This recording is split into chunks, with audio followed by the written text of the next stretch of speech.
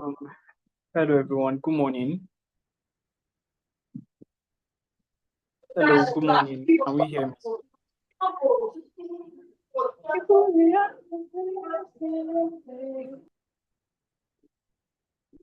Good morning, please. Can we all hear me? Yes, I can hear you. All right. Thank you very much. Thank you all guys for joining. You're welcome to class today. I can see we're already starting to join the session. Thank you all for joining. Welcome to today's session. We are in week 3 of the JIIPCC Mentorship and Internship program for the energy class. And I want to say a big thank you to everyone who has taken out time to join in for today's class and who has actively participated in the program so far. So we'll not be wasting any time. Like I said, this is week 3, and our topic for today is renewable energy and climate change. And I can see we already have two of our mentors already in session, and we'll just go straight to introduce the mentors that we're expecting in today's class. So firstly, our first mentor that we are supposed to have in session, he was here with us last week. That is Mr. Uboho Nyang. Mr. Uboho Nyang was called to the Nigerian bar in 2015. After that, he worked for a couple of leading Nigerian law firms before leaving for his master's studies in the United Kingdom and France. He recently bagged a master's degree with a distinction grade in international energy law and policy from the University of Dundee, Scotland, United Kingdom. He was an international legal intern at Goose Long,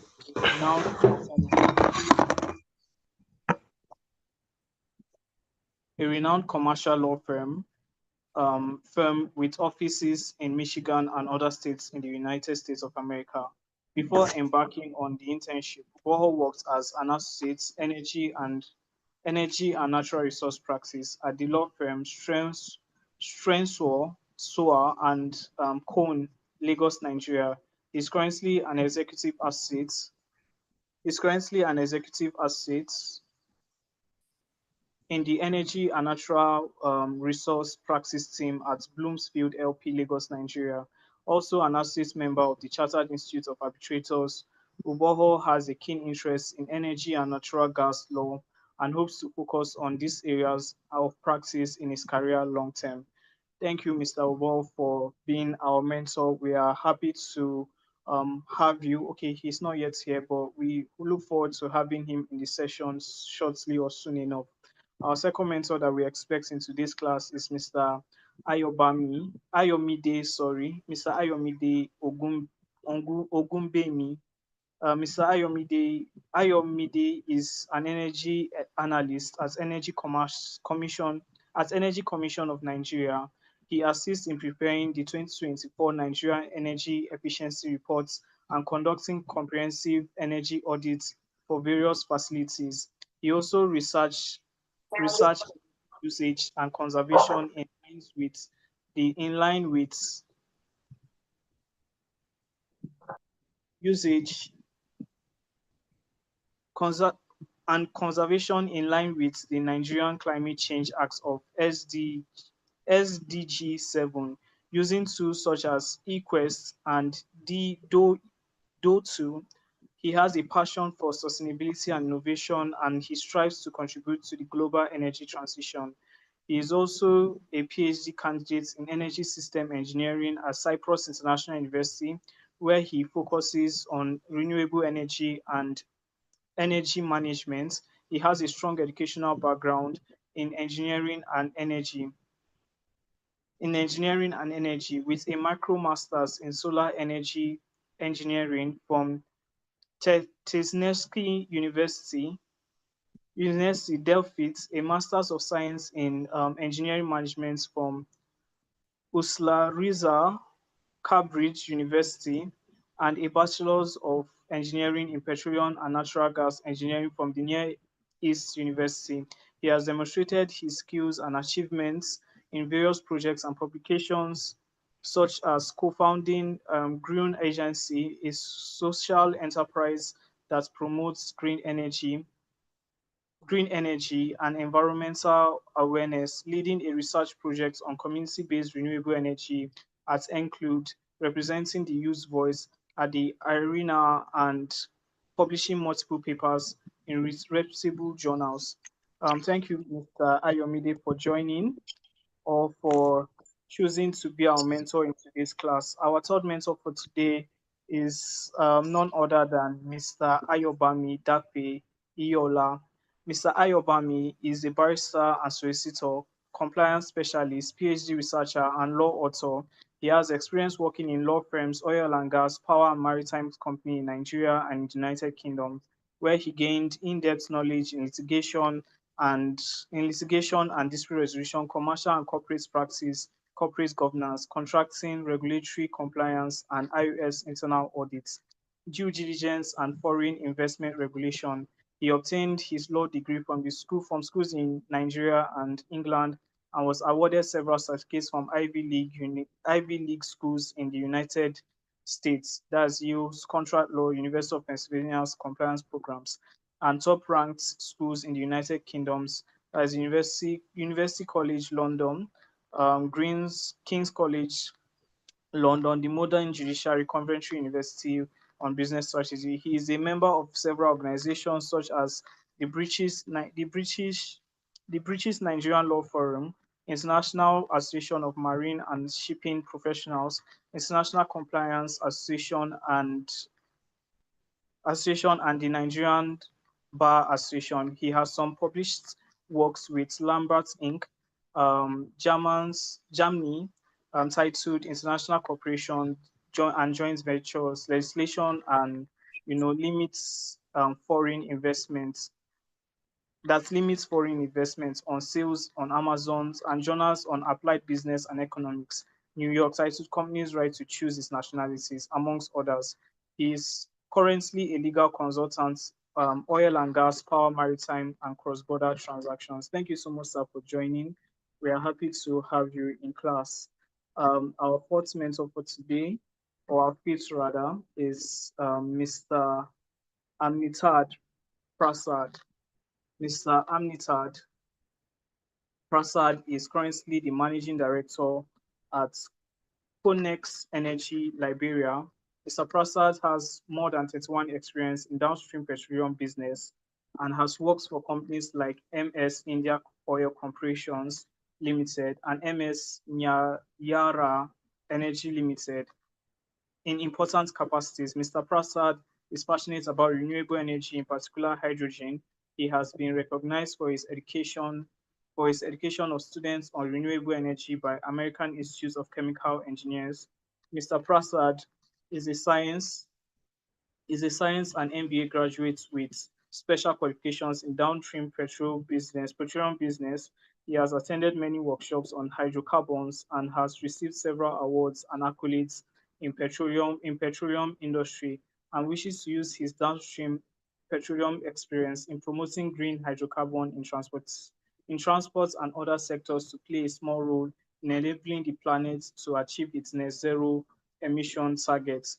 Mr. Prasad believes that West Africa is endowed with a lot of renewable potential which needs to be harnessed not only for its socio-economic growth, but also for peace and prosperity of the region. Mr. Prasad recently presented a paper on West African green hydrogen potential in Johannesburg.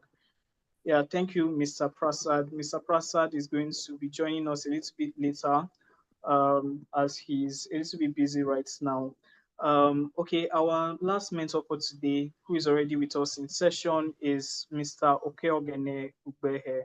Mr. Okeogene is an energy infrastructure development expert with nearly 2 decades of extensive experience spanning the upstream, midstream, and downstream oil and gas sectors, a well-known as well as non-fossil renewable energy, including electric mobility. His career has been marked by notable achievements, beginning with his early roles as a subsea engineer and ROV pilot at Ceylon Subsea Limited, before advancing to leadership in infrastructure development at MG Valgas Limited.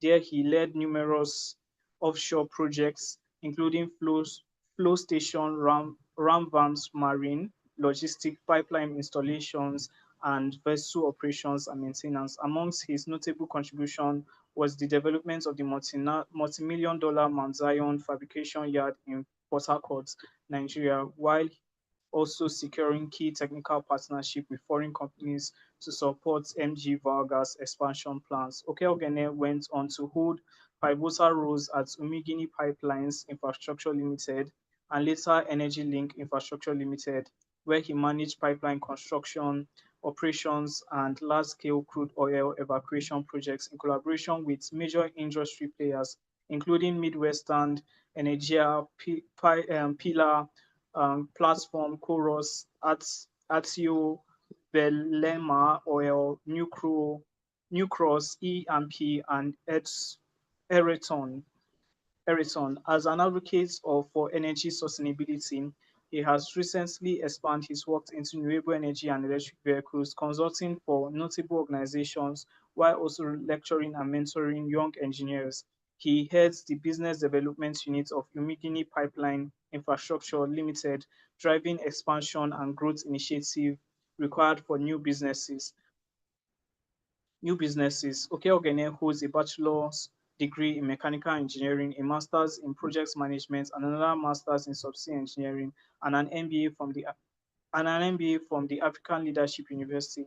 He is currently pursuing a doctorate in business administration, in business analytics and data management at Exceed College, Wolves, Malta.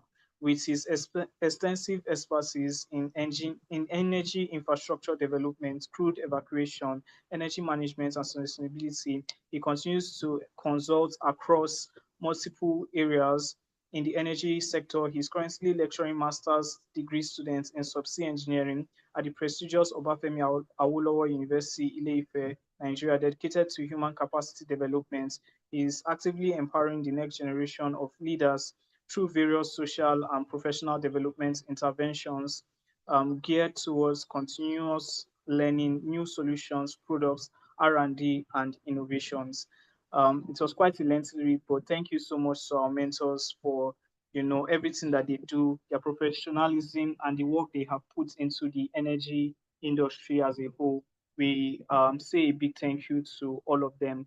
So, not to waste any time, not to waste any more time, we'll go straight into the business of today, and we'll start with our mentors presentation.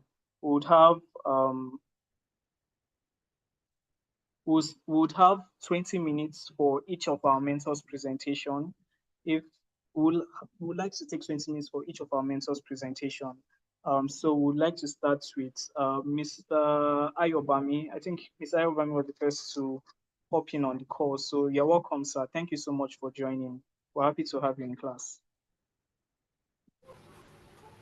Oh, good morning. Yes, good morning, Good sir. morning, all. Yes. Sorry, I hope you have my slide. Yes, I do. Okay, perfect. So, sorry, it's been quite a rough morning for me. So, just trying to get myself in sync. Okay, so please just do. So we seem to have a lot of gurus in the house today. So I'll allow the okay organizers of this world to take the technical in depth, and I'll just skip it for the experts and see how I can rush through and also touch on what I think we need to know as lawyers. Yes, so uh, okay, so like we know, it's Renewable Energy and Climate Change Week. Next slide, please. Yes, so this virtually the agenda would have today. And next slide, please. Okay, so yes, we know that. I mean, we've done fossil fuel in week one, and I know most likely you had a touch of power week two. Yes, so now we are talking about renewable energy, and of course, are things that don't run out. That means the more you use, the more it replenishes itself to a particular amount of a degree, basically. So they are natural, and the good part is that they have low or zero carbon footprint. So that means it's good for the planet. It's good for the environment, basically. Yes. So renewable energy sources often improve. They improve. It's good for the environment. It's good for health. And it poses less risk, right, like just like I mentioned, and of course helps in mitigating climate change, which it's a top one now in discussions around the world. Yes. Because climate change also has a long-term shift effects, and when shifts in temperature, weather, weather patterns. We know now that it's difficult to know when dry season in Nigeria or the rains would come. When it's August, you're expecting August break. You don't know what will happen in every August like we used to. Used to know. So all these, have an impact on the environment, and of course, it's through the emission of greenhouse gases that result in this adverse effect on the environment. Next slide, please. So yes, like I said, they can be derived from natural resources around us, and they're replenished as you consume. They replenish, and some types are the sunlight. Sunlight comes out every day, and that's what's usually used to power solar energy. Basically, that's a way. The wind, geothermal, biomass, energy, hydroelectric. That's to do with water. Tidal energy also, that has to be the waves, and these are some examples. I know that technical people we have would most likely go in depth in explaining how this exists and how this helps in generating power or energy basically for us. Yes. um, these sources are all around us basically, and mostly you see mostly in Western nations, you use that alternative, um, to that's and to commonly used source instead of coal. Like I remember a couple of visits I've had to Ola, and you see large wind farms, and you go to a natural agric farm, and you see that it's empowered by hydro, maybe a small lake at the corner and everything. So yes, the Western nations are paying a lot of attention, but the good part is that because of our epileptic power supply we've had in the country, we now see that most of us now are still now going to photovoltaic or going to solar we have in Nigeria, and finding other ways of also generating self power for ourselves, since we can't rely on the national grid as we have it in providing power for us. And of course, with the advent of much expenses like the band A now we have, most people are also saying that, what, so if we're going to be buying power that expensive based on the economy effects we are having right now, then why don't we just generate our power ourselves? And that's why we see people heaping inverter and batteries, and providing other sources for them. Yeah, so all these usually are always from natural sources we have around. Yes. Then of course we have the geothermal, which is from the heat of the earth, and it's used to heat. It's used a lot in Western nations also. But I feel we can always something that we can always play around with in Nigeria, because the earth is supposed to be hot in Nigeria. I expect. We have warm springs around, and can be used is usually used for heating buildings in the Western nations, and for generating electricity. Yes, but of course we have the biomass also, which I expect our technical people to discuss. So our side facts. The most common renewable energy we have in Africa is water. Water is still a bit of some. They still have some criticism against water being a renewable energy. But of course, we also have solar, which is a fast-growing component of generating electricity in Africa, basically. Yes. So water, like I said, it's always have this dispute if it's renewable or not renewable. My opinion is that it's renewable, but of course, like I said, I always say the beauty of logic and being a lawyer is that you can always take two sides to the story, and you can always present your facts as much as possible. There's no end to a philosophical question, and water as a renewable energy. There's no end to it. Yeah, but of course, I always choose in the question in the part of water being a renewable energy. Yes, because it has more, I feel, renewable components than none. So why is it in dispute? They said that water goes through various states, form of liquid, vapor, and ice, and that of course disappears due to evaporation. And comes back in form of rain. So that's why it's a renewable source. However, they say that in some places you have droughts, and water. the ability of natural resources to replenish itself, then that's when it now becomes um, their thinking is non-renewable, because when drought exists, then no water is being used anymore. So they feel that at that moment it has extinguished, and it should be called renewable. So I don't know if that's enough reason for you, but I'll allow you to make up your own decision if water is a renewable or non-renewable energy. Yes. Next slide, please. Yes, of course. Like I spoke earlier, there's been a lot of climate shifts in natural atmosphere since the 1800s, and it's been blamed on human activities, excessive mining, excessive exploration of natural resources, I said too, and the burning of fossil fuel. The use of like of coal or oil and gas exploration. They say it produces heat trapping gases, and that's caused atmospheric change, and of course affects climate change. So uh, the UN organizations would always tell you that you should try and have climate change targets, greenhouse gas targets, basically, towards working. And you see a lot of countries having a lot of targets. A lot of companies have also joined, in trying to get a net zero initiative to make sure that all uh, we limit the amount of greenhouse gases being released into the atmosphere. Yes. So the consequences of this has coming in the like of intense droughts in some places, water scarcity and of course drinking water scarcity in some places, severe fires, and that's especially in the you hear a lot of that in California. It happens every year. Yes, rising sea levels, flooding, melting of the polar ice in the Antarctica. Yes, catastrophic storms, and of course declining in all the biodiversity we have around us. So yes, so some agencies play a great part in monitoring all this, and we have the NEC, this National Electricity Regulation Commissions, we play the regular. Then you also have I think the National Council of Climate Change, and some other organizations also help in seeing how Nigeria can also plug into this global initiative, and reduce the amount of greenhouse being released into the atmospheres. Yeah.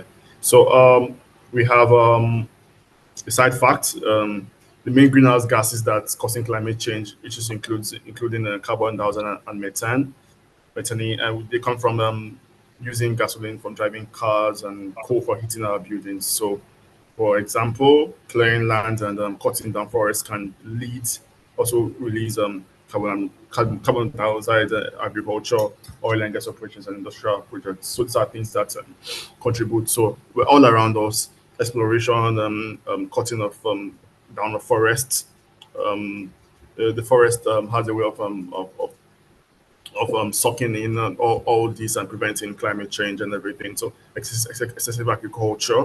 Especially when I think they speak a lot about land tenure system, whereby you have to always help in renewing the properties of the ground when you're doing agriculture. Sorry, I did a bit of agriculture, so and so things like that. So yes, so our actions every day as a country, as a person, always have a way in helping climate change, basically. Yes, uh, or reducing the negative effects of climate change and helping improve it. Yes. Next slide, please. Yes. So, like I said, some countries and some organizations have keyed into this whole climate um, thinking and trying to help the atmosphere in which we live in. The European Commission and which is driving the EU has a target to cut down greenhouse gas emissions by at least 55% by 2030, which is around the corner. Amazon also has a pledge that they'll reach a net zero carbon emissions by 2040, which is a big one because that means even the delivery of parcels, yeah, they have to ensure that the cars they use, are cars that don't emit carbon emissions. So that's a big target by Amazon. Yes. We also know about the Paris Agreement, whereby over 196 countries came together and see how they can help limit global warming, and with a 40, and at least with a 43% decline by 2030. Yes. And so Nigeria also, through the National Council of Climate Change, is also uh, is committed to reduce emission by 20% by 2030, which is next 3 years, next 5 years, sorry, and also net zero emissions by 2060 in line with the Climate Change Act and the Nigerian Energy Transition Plan, which are two regulations that I think as a lawyer you might want to keep a eye on. Yes, and the UK, of course, through the UK Climate Change Act, also wants a net zero by 2050. The US before Trump, I must say, had a some levels also trying to reduce in various so they categorize that one in various ways in gas emission between 22% reduction and by 2030, then reaching 100% carbon pollution free by 2035 and in net zero by 2050. Yes, so that means uh, that was US policy before Trump. I know Trump is trying to cut out funding towards all of these, so we don't know if the deadlines will be extended beyond this. Yes. Google in 2021 also set an ambition plan of going net zero by 2030. Then China also has a carbon neutrality plan by 2060. So these are countries and nations, some of the countries and some of the companies having these initiatives to reduce carbon emission. Yeah. Next slide, please.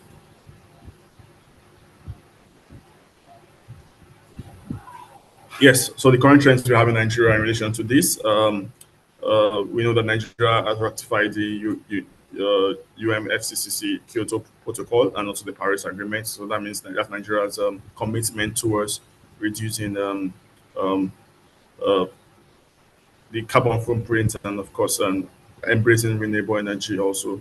Of course, the Paris Agreement, as I spoke earlier, was it has a 2030 carbon emission target of embracing clean and low and carbon alternative energy resources to meet domestic energy needs. However, this is not without various trends. One, Nigeria's dependency on fossil fuel for our FX. Next slide. Yes, we know that most of our earnings in Nigeria are still, I mean, it's dependent on oil and gas and majorly on fossil fuel. So, I mean, this is what it is. We need that to drive our economy. Except, of course, we are always been trying to build other sources of income, but so far, majority of our earnings is still on fossil fuel. So that's a big decision to make in Nigeria in just opposing the need to make earnings and also help the environment and also go totally green. Yes. Next slide, please.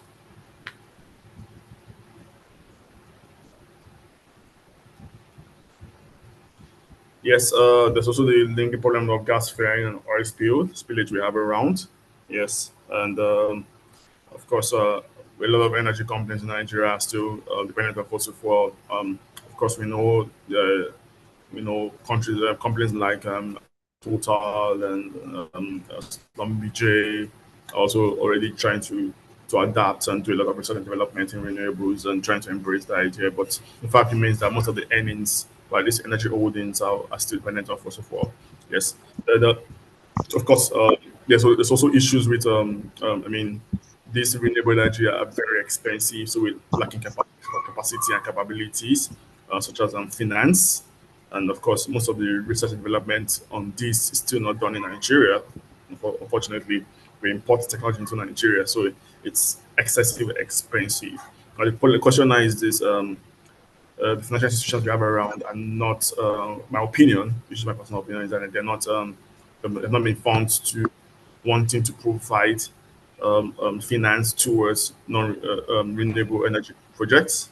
I mean, and then because they know that the fossil energy is tried and tested, and of course, it's still a cash cow making money for a lot of people, including the banks. So they're more willing to invest their monies or release their funds towards renewable, non-renewable fossil fuel than renewable energy projects. So that's still a challenge. And of course, even when they release the funds, I mean, right now you hear interest rates as high as 27%, and that's pretty high, And so and these are things that I think federal government and CBN also should know that they should try releasing single digits loans. I mean, that's 1, 2, 3, 4, 5, 6%, 7%. That can help and encourage investment in the renewable energy sector. Of course, gas flaring has always been a constant issue in Nigeria, and I mean, and I mean, most companies will give you a good example, good reasons why they do gas flaring, good reasons it works. Yeah, and which is that they need to depressure their equipment, manage unpredictable and large scale operations, and others. I know the technical people on board will most likely tell us why it's quite important to them. Yes, but of course, I know that there have been there's been some commercialization of gas recently. So we're seeing how we can convert excess gas and into energy. And I'm currently consulting on one of those projects whereby the federal government stakes in gas field can be used to power energy to the tune of 3,000 megawatts, which is one of the projects I'm currently working on in the Niger Delta axis of Nigeria. Yes. Then, of course, through wasteful and pollution method of disposing the associated gas, to sit that down on gas flaring. And but the fact remains is that it's something that we can actually use to our advantage, like I said, in converting the gas into electricity. And so it's something that is harmful, but can also turn into something that has advantage for us in a country like Nigeria, especially. Yeah. Next slide, please.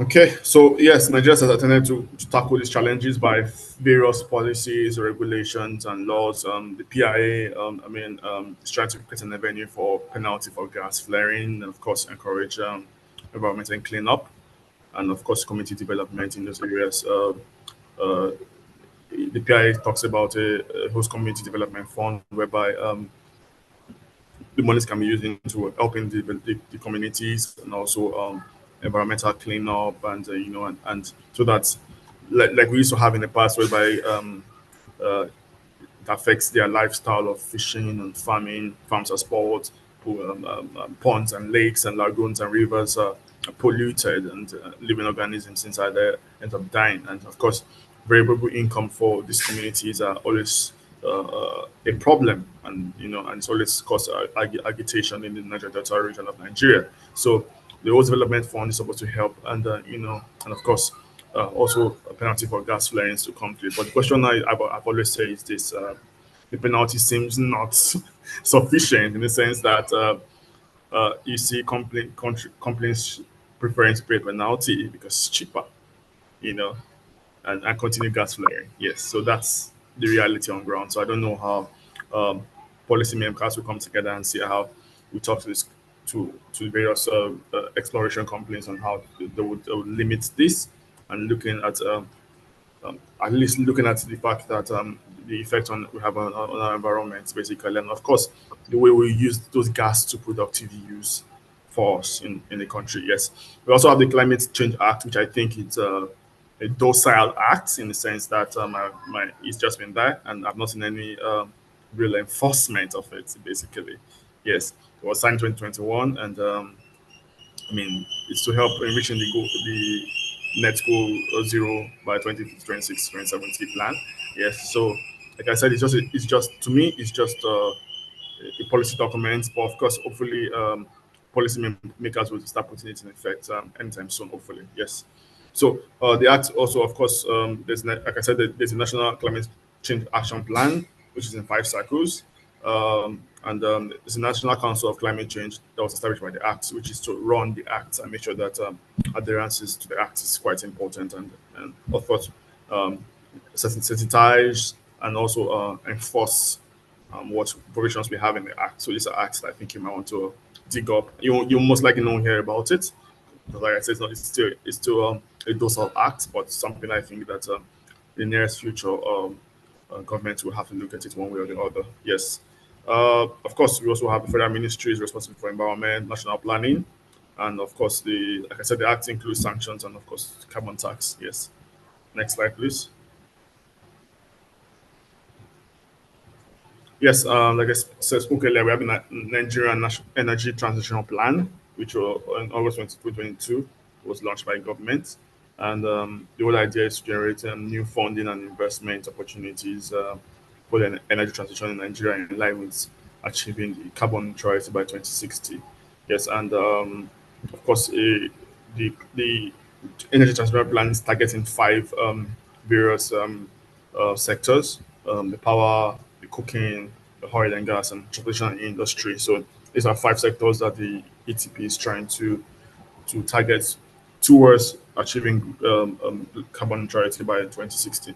And the power, yes, the ones that you are looking for a shift from diesel and petrol, of course, out of the way, and use, of course, which forms a bulk of Nigeria's country generation capacity. Everybody has a generator one way or the other. So we're looking at providing sustainable, renewable energy backed by things like the solar, the wind, the tidal, the hydro, and again sufficient for the whole country, and of course also look at decarbonizing cooking industry and transportation. So transportation also looking at we would have uh, more for economized cars, electric vehicles, and the like, and see how they can be introduced into Nigeria. Then cooking, of course, we have seen a large shift from traditional firewoods and kerosene now to to using of LPG. So I mean, there's a large, I mean, a large improvement in that sector in Nigeria. Yes. So of course, we're also looking at electric cook stoves and biogas, which is to be used in the country. Yes. Next slide, please.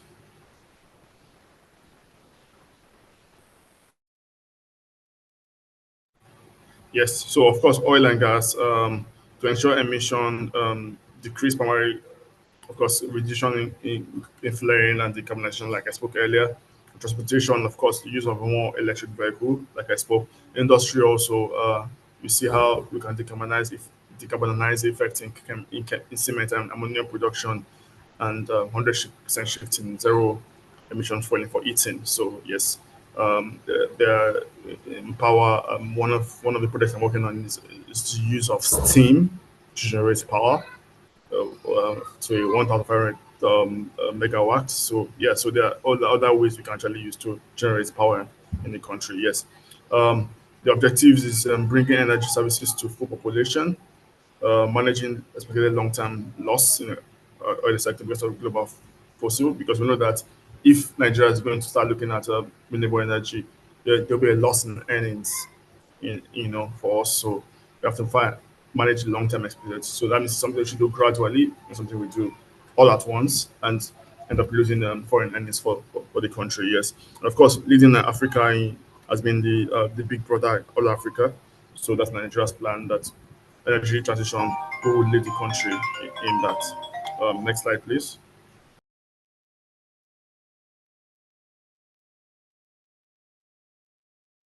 Of energy is, of course, renewable energy will not run out. Renewable energy has a low maintenance, yes, and of course, in the long run, it saves a lot. It's much cleaner as we have fewer gas emission. Due to stability of the energy, the cost of renewable energy does not change much. So, and of course, it has the potential of having a lot of jobs in the nearest future. Yes.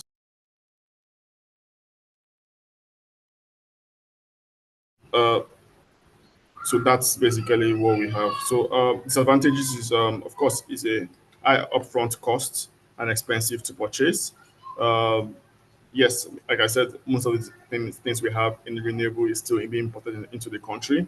So until we start having local productions of all this, then that's when we can have uh, a more cheaper, less expensive way of purchasing these items for our power generation or our energy consumption. So yes, renewable energy is powered by turbines such as wind turbines, which can be very noisy. I think is limited. We can just have them somewhere somewhere else in in a remote place of Nigeria. I think would be good. So of course, in intermittent uh, has limited storage capacity. Yes, and you can see that no matter how you're using a solar inverter or anything, you have to start keeping up batteries and everything. So, and it's not always as strong as the power you get from national grids, basically. So, it still has that capacity of that limitation, basically. Yes. Um, hydroelectrical is said to harm environment and wildlife. We know what happens to um, our electrical dams we have and everything. Yes, and of course, some are seasonal and occasional. Yes, solar can be only used if there's sun, for example. There's no sun, then there's no solar. Yeah, so uh, and of course, it's produced at a slower rate than using for fossil fuel. Yes, and it can take a lot of space. Imagine you want to build a large wind farm or a solar farm, and you have to take quite a large number of space to have enough electricity or generation for energy for consumers. Next slide. I think we're going towards the end, not the end. Yes. So conclusion. Yes. Nigeria has set targets and action documents and laws to improve renewable energy and combat climate change. But like I said, um, there's still some economic factors at play because of our earnings in Nigeria, of a lack of sufficient research and development so far, and of course we still rely on expensive foreign technology. And like I said, we have an issue of finance and investments is still a big issue, and so far Nigeria will transit uh, through hopefully there'll be a lot of investment opportunities in the nearest future towards this and establish Nigeria as a leading light in Africa. And related industries such as solar, hydrogen, and electric vehicles. Maybe I feel in nearest future we'll have more of that in country. Yes, but also even Nigeria also meet its targets, it has to be kept on our annual budgets and see what is being kept towards. Renewable energy and development, and because the 2060 goal we have says that I think we have to put in over $400 million yearly until then to see if we can get that target. And so far, not much has been done in that aspect. And because Nigeria relies a lot on foreign land, but of course, countries like US now are saying they don't give any grants towards it anymore. So Nigeria has to internally generate money one way and fund this initiative if we truly want to meet our 2060 target. Yeah, thank you.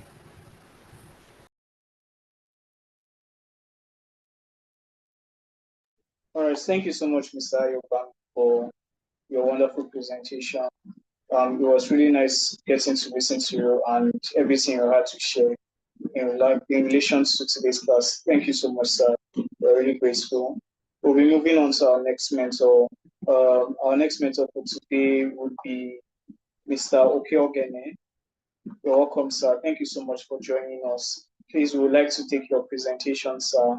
I think for another 20 minutes. You're welcome, sir.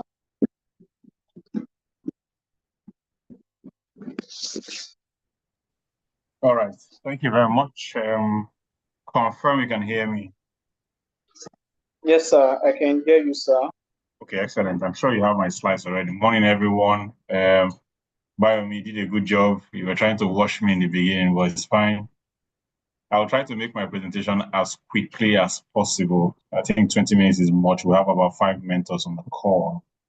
I think the idea is for us to touch on different areas. Biomi has taken his time to talk about a lot of parts that has to do with legal, still touched on a lot of regulations as well. So I will touch on a few of the technical side. I'm waiting for the presentation. I'm not seeing it on my screen. If you can. I'm coming, sir. It's taking a little bit time to load, so sorry about that. But it will be coming up soon. No problem. No problem. So, how many students do we have on the call? Can you identify with an emoji? Let me just identify those of you that are students on the call. You use an emoji, or on the chat section, you can just tell us where you're joining from. Lagos, Port Harcourt, Abuja, wherever you are, just so that we can have an idea of how many. Okay, I have one. I have Oluwa, Damilola, Abuja. Okay, Damilola, both emoji, and she has responded. Ian from Akwa Ibom State, AB from Bayelsa.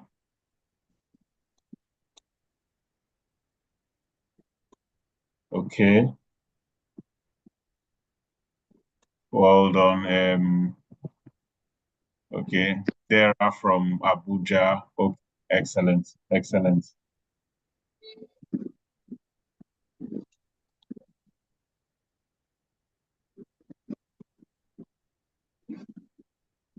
Okay, excellent. All right, thank you very much. Adams also from Abuja. Okay, excellent. I have my Port Harcourt people, Ikechi there. All right. So my name is Okeoge, and I'll be presenting on renewable energy and climate change, which is our subject for today. I think today marks our third class. So far, so good. And I think we've made some good progress. So next slide, please. So generally, climate change has become an issue now because of the negligence that has been done on the environment and issues of energy. There's been a lot of excesses in using fossil fuels and their impact on the environment. So in dealing with that issue today, my mission today is very simple, to convert you all to become energy lawyers or energy advocates, as the case may be. So I'll touch on renewable energy and renewable energy sources, touch on climate change, and then the role of lawyers in advancing energy and climate change mitigation. Next slide, please. All right. A lot has been said about this already. Sources of renewable energy, as you are aware: tidal, biomass, geothermal, hydro, wind, and solar. So what are renewable energies, so to speak? There's a lot of deliberation on this. What kind of energy sources are renewable? And these are sources that, you don't need to do anything to get them to back to their initial stage, right? Unlike fossil fuel that deplete in quantity. If you put 10 liters of diesel in your generator, you see the quantity is going to go off or it's going to run off, and tomorrow you need to add another.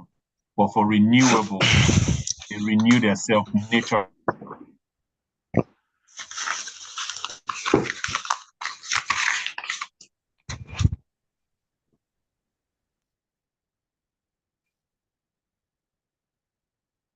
Hello, sir. Sorry, you were unmuted. You are muted. Sorry, sir. Okay. Where did I stop again now? You were just talking about renewables, how that renewables are diesel. You were using the diesel example. Okay. Excellent. Thank you for that. So, by my example, if you're using diesel or petrol as a source of energy for your generator or whatever mechanical device you are using, you will find out that you will run out of diesel. It's going to deplete from point 1 to point 2. While for renewable sources, you don't get that. So renewable energy is energy derived from natural sources that are replenished naturally after using without any human intervention. And that's very, very key. So renewable energy can also be called clean energy, green energy, or low carbon energy, as the case may be, because they have low carbon footprints, unlike fossil fuels, unlike coal, unlike fuel, and all that.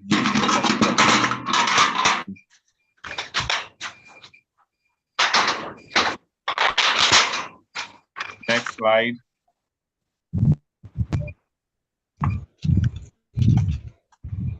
All right.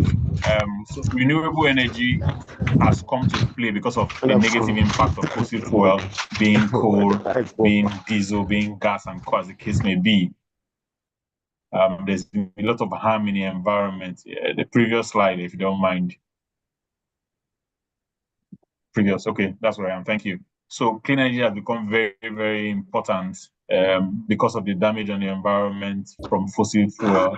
And as you are aware, most of the fossil fuel sources that we know them to be, they emit carbon into the environment, which reacts with oxygen to be carbon monoxide and different variants of carbon, and they are detrimental to the environment, damaging the ozone layer, causing adverse weather conditions like drought, irregular weather, as the case may be. I may use the August break that we used to have for rains and irregular timelines in our daily living.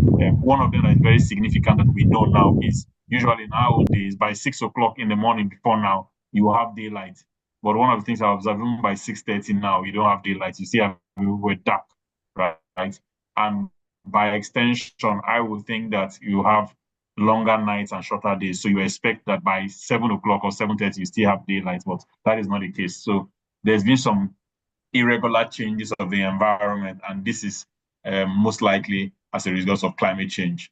One of the climate change goals that we have now is around 2-3 degree change in the temperature of the environment, which is reacting to either we are having an excess of cold in temperate region or an excess of hot weather in regions like this. So we're dealing with all this, and one of the causes is dealing with the impact of fossil fuel, which has given birth to renewable, and the world is pushing that seriously, especially in industrialized world, where they are leading the technology that has to do with this climate change. And we on this side of the world that are consuming, we are crying to say it's not a just energy transition. I'll talk about that a bit more as we go ahead. So one of the initiatives to curb fossil fuel use is the issue of energy transition. So we're transiting for a more dirtier fuel, as a permit me to say that, to a more cleaner fuel. So we're going from polluting energy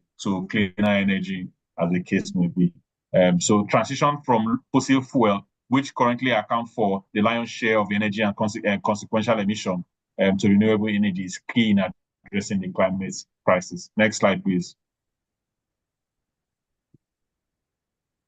All right, the threefold energy crisis that we're having, basically, what we see in the threefold is the evolution of energy prices. Energy prices are going up every day, and because of that, there is a clamor to look for renewable energy that is cheaper.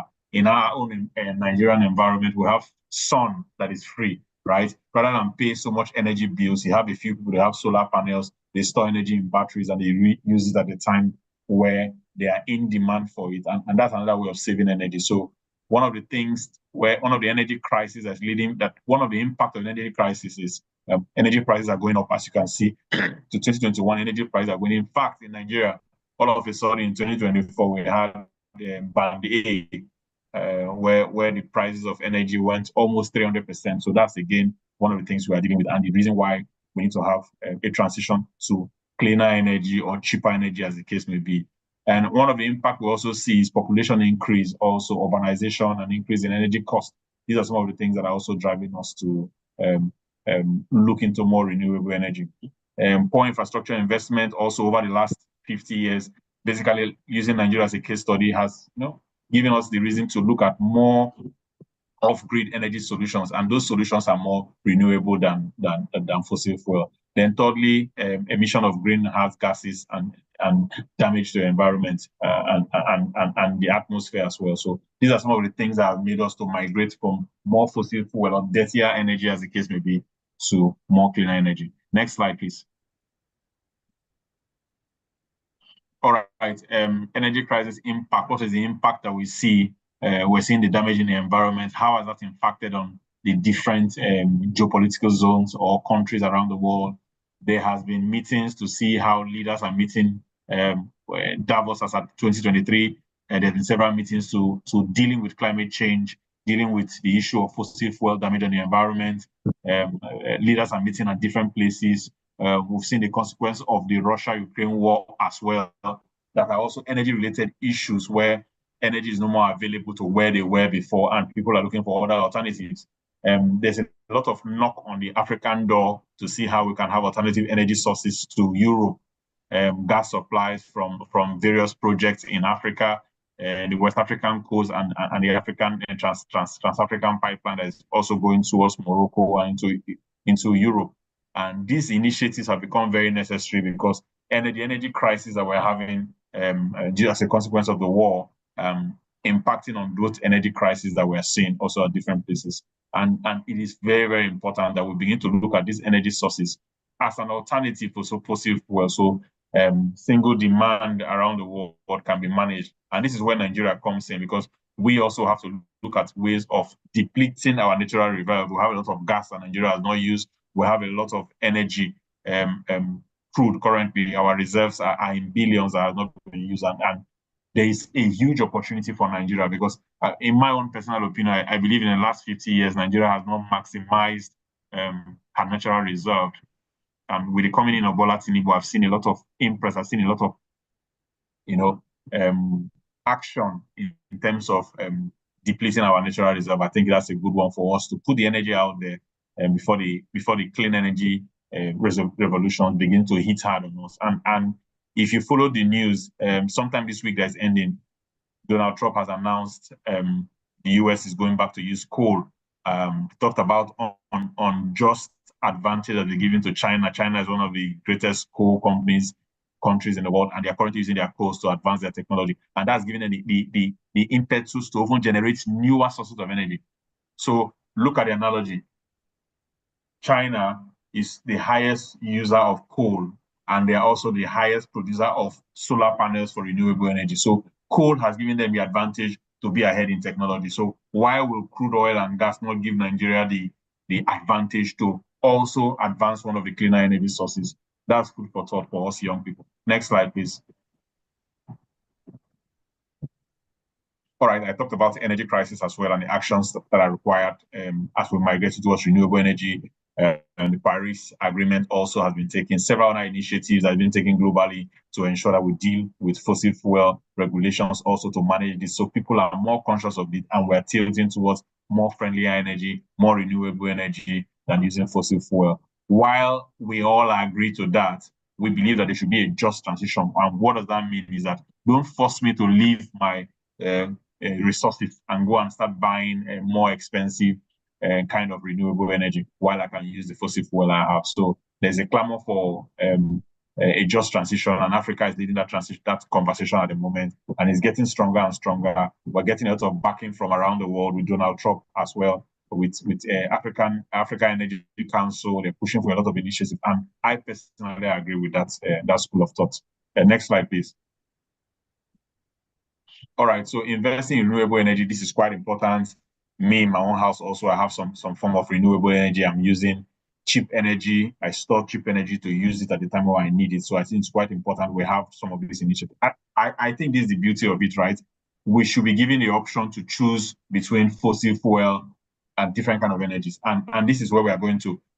We talked about smart grid in the future, in the past when we have some of our sessions. And the advantage of the smart grid is that you're able to store energy either in the form of hydrogen, in batteries, or in different forms, and you're able to use that energy whenever you need it at the time when there's peak demand in the world.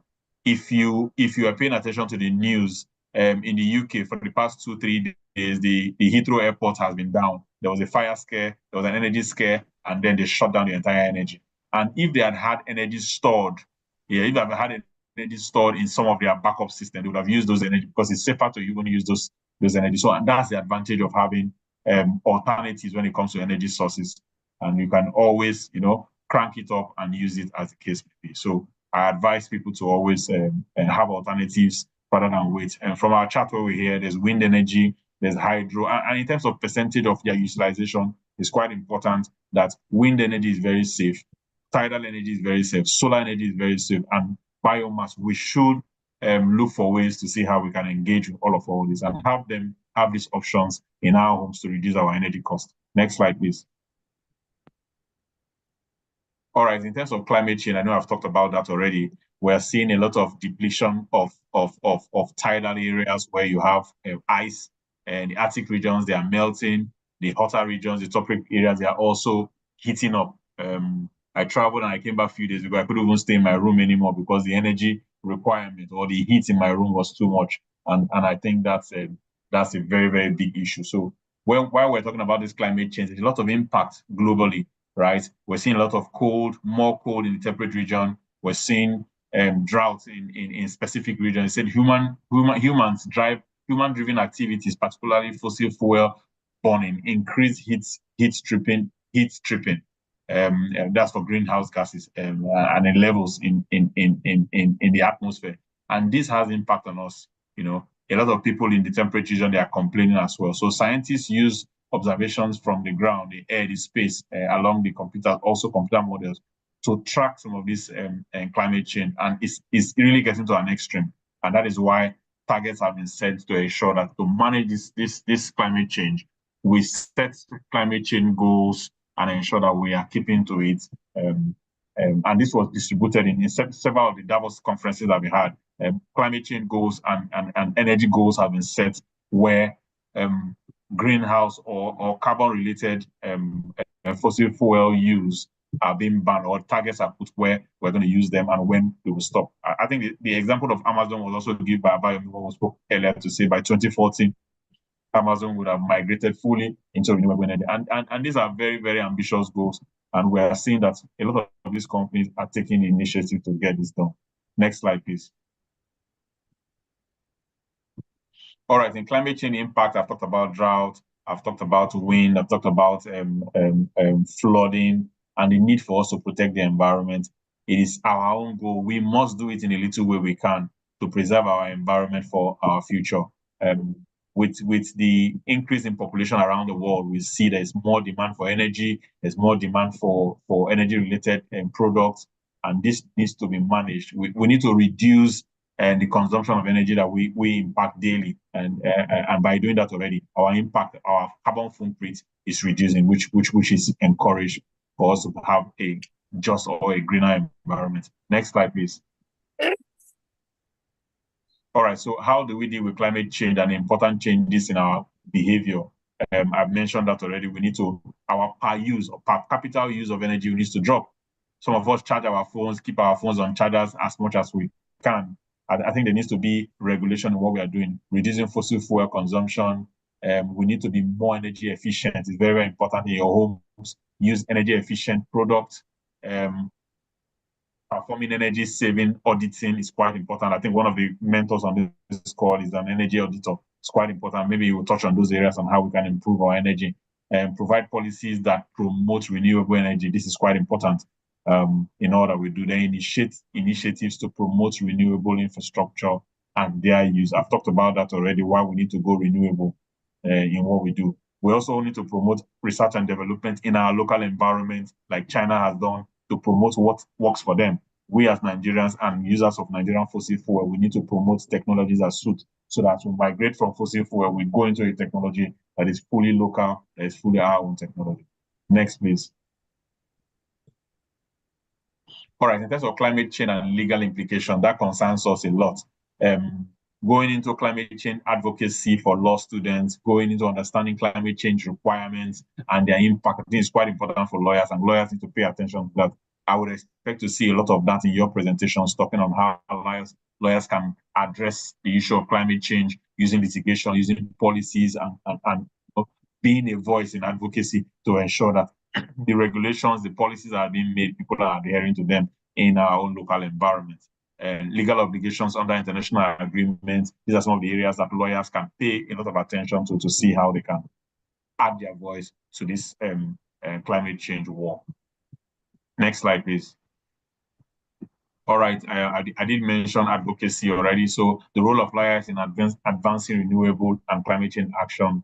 I've talked about regulation and advocating for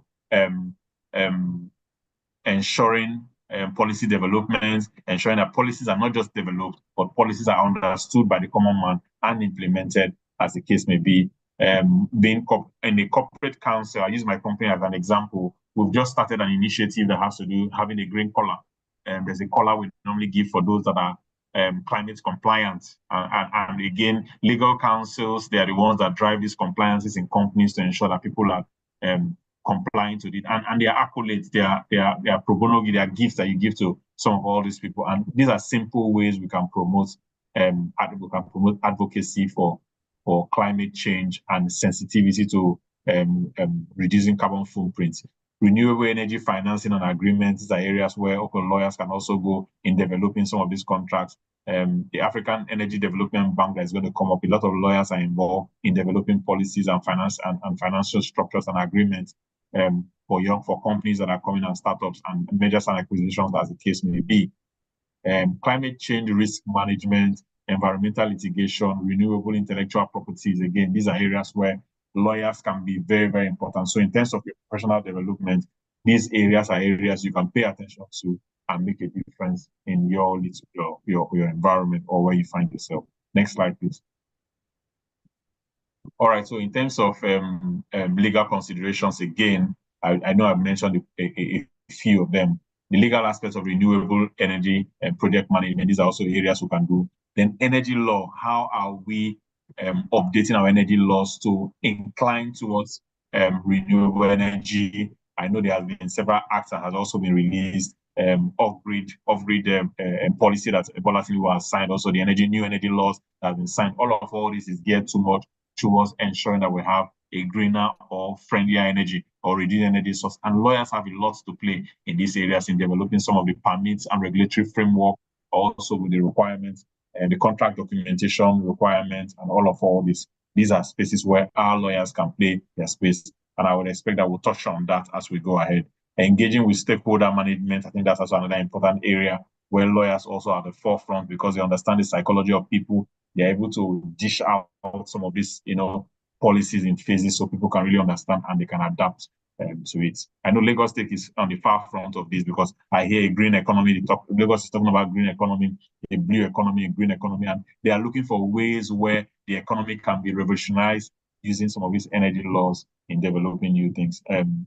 Waste management and several other things that Lagos State wanted to do is all in line with ensuring that the greener economy is having a part to play in the Lagos State economy. And they are the forefront, as I must say.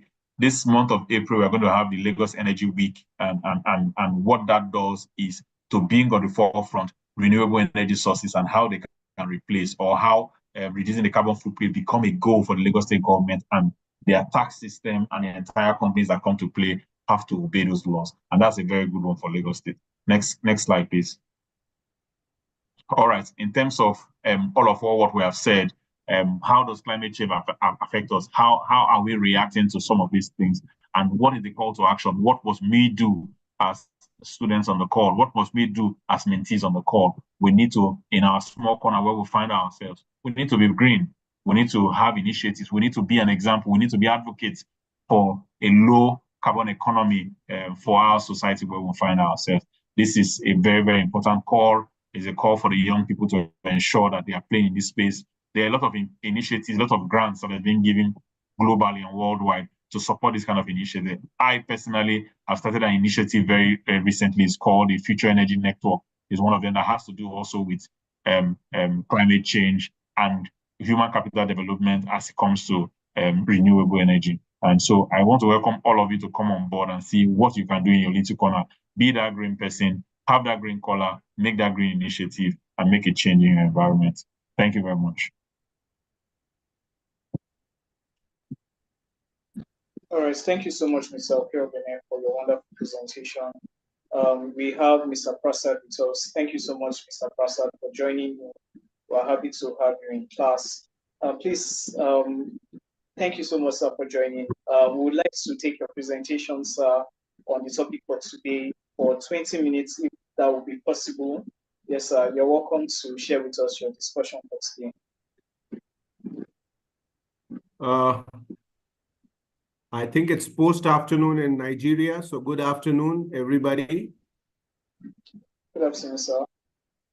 I hope I'm audible. Very audible, sir. Before I start, can I have a quick understanding of who I'm talking to? Just a brief introduction, not individually, but just to know who the audience is. Okay, so the audience is a mix of students and young lawyers, and also other professionals who are professionals who are enthusiasts within the energy industry sector. Okay, that's good. That's great. And I'll just briefly introduce myself. I'm Amitabh Prasad, and I am now working in Liberia as Managing Director of Connex Energy Liberia, which was earlier Total. Now it has been taken over by a local Liberian group called Connex Group. So I'm heading that in Liberia. I have been in oil and gas for the last 32 years.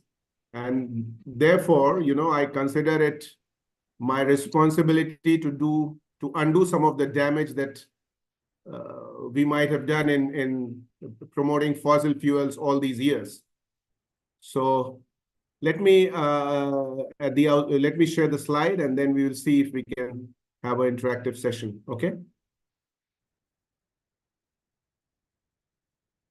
Am I audible? Yes, sir, we can hear you.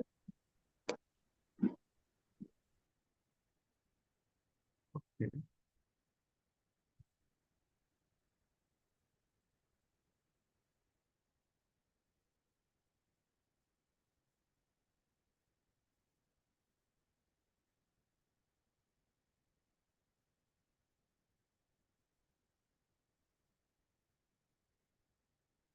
Can you see my screen?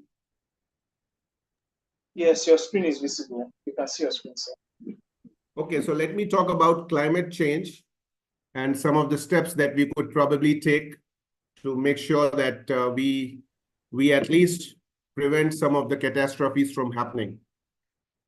And so I start with a quote. We are the first generation to feel the effect of climate change and the last generation which can do something about it. So this is a quote by Barack Obama. So even though we are the ones who started feeling the impact, unless our generation does something about it, it'll be too late. Okay, so that is the sentiment that is echoed. Now, I'll just briefly, since we are talking to students, I will briefly try to explain to you the concept of climate change. You know, just imagine a car. As you can see in the screen, there is a car with all the windshields closed. So sunlight can pass through the car and heat up the car. However, the heat cannot escape outside. And the consequence is that the interior of the car continuously keeps on getting heated. So likewise, there are pollutants coming from all the industries, coal, natural gas, oil, they are emitting smoke. Now, all these gases, methane, water vapor, nitrous oxide, carbon dioxide, they are the greenhouse gases, which can cause the greenhouse effect. How does it happen? When these gases are emitted, they remain in the atmosphere, okay? Now, the rays of the sun that travel towards the earth are shortwave radiations, as you can see in the arrow. And so they can pass through these molecules and hit the earth's surface. However, the same rays, when they are reflected back, they are long wave radiations and they are trapped into the earth's by these gases. And that is what causes global warming. This is known as the greenhouse effect.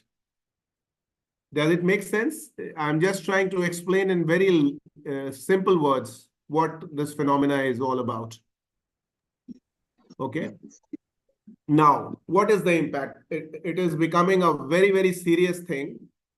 And so much so that the global temperatures in the last 100 years or so, average global temperature would have risen by 1 degree or so. And the target is, not 1 degree, I'm sorry, it's much less than that.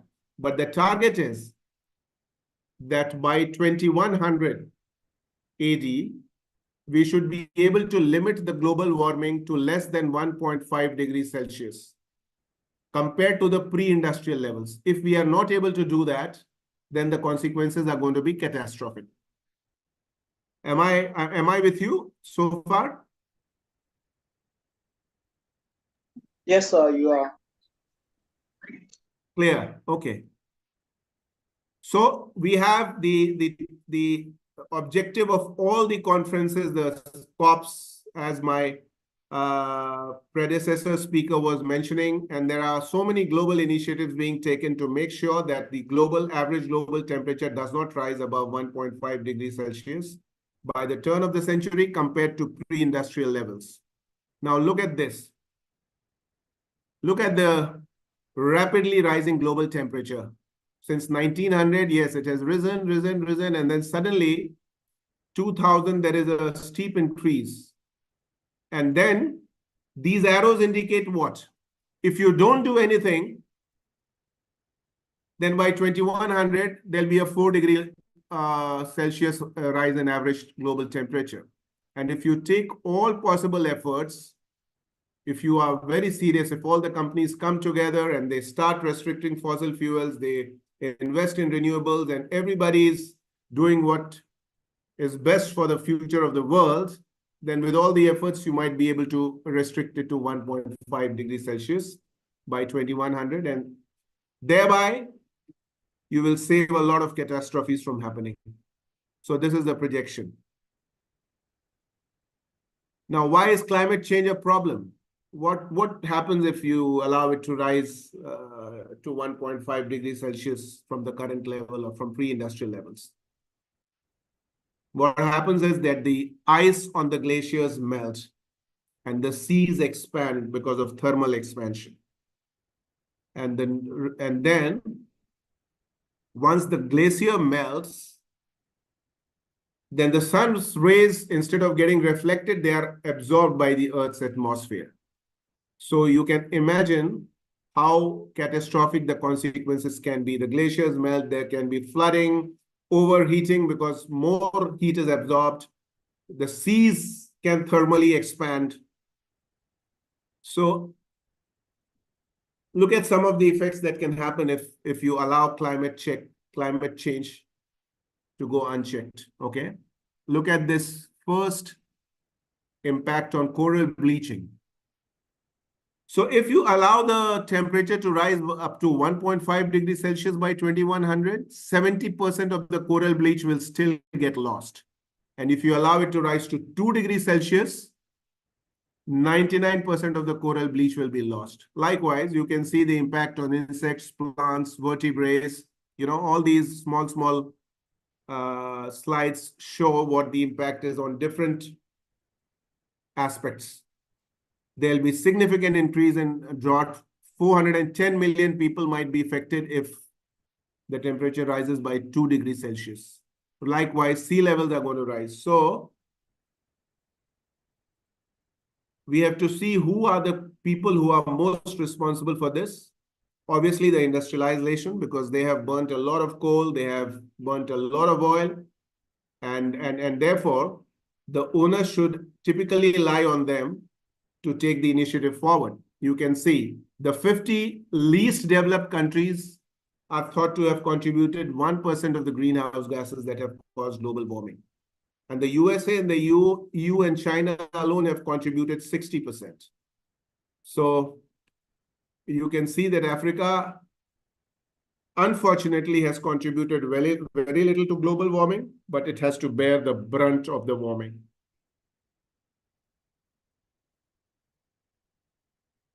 So you can see the CO2 emissions, biggest contributor, US, not the biggest. China is the biggest contributor, United States, European Union, India, Russian Federation, Japan. So all the countries which are developing have contributed, and the rest of the world is only 30%. Now, so how much? So the greenhouse gases are measured in a unit called carbon dioxide equivalent. So any gas, it may be methane or water vapor or nitrous oxide, they will convert it to CO2 equivalent and measure. And then you can see if the CO2 equivalent in the atmosphere is about 400 ppm, it will lead to a temperature rise of 3 degrees Celsius by the turn of the century. Likewise, if it is 550 ppm, there is a higher impact. And you can see, you can have a sense of how much CO2 equivalent will cause how much rise in greenhouse gases. This is simple to understand. Here, what we are trying to say is that coal is the biggest pollutant. And 1 kilogram of, per million British thermal units, how many kilograms of carbon dioxide equivalent it can release? This is indicated in this slide. So you can see very clearly coal is the biggest pollutant, followed by oil, followed by natural gas. And then, of course, you have the renewable energy sources like solar, wind, and hydrogen. Green hydrogen. Now, this means that as much as possible, we should replace coal and oil by natural gas, because it may not be possible to get access to renewables immediately. It will have to be phased out gradually. But till such time, the natural gases that you have are less polluting. And of course, then there is a lot of hydrogen talk happening.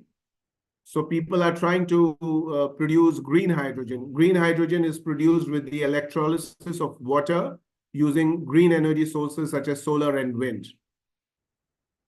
Now, if you use solar and wind to electrolyze water into hydrogen and oxygen and tap hydrogen and then transport it and then use it, the process is complicated, it is expensive, it has safety implications, it has huge costs.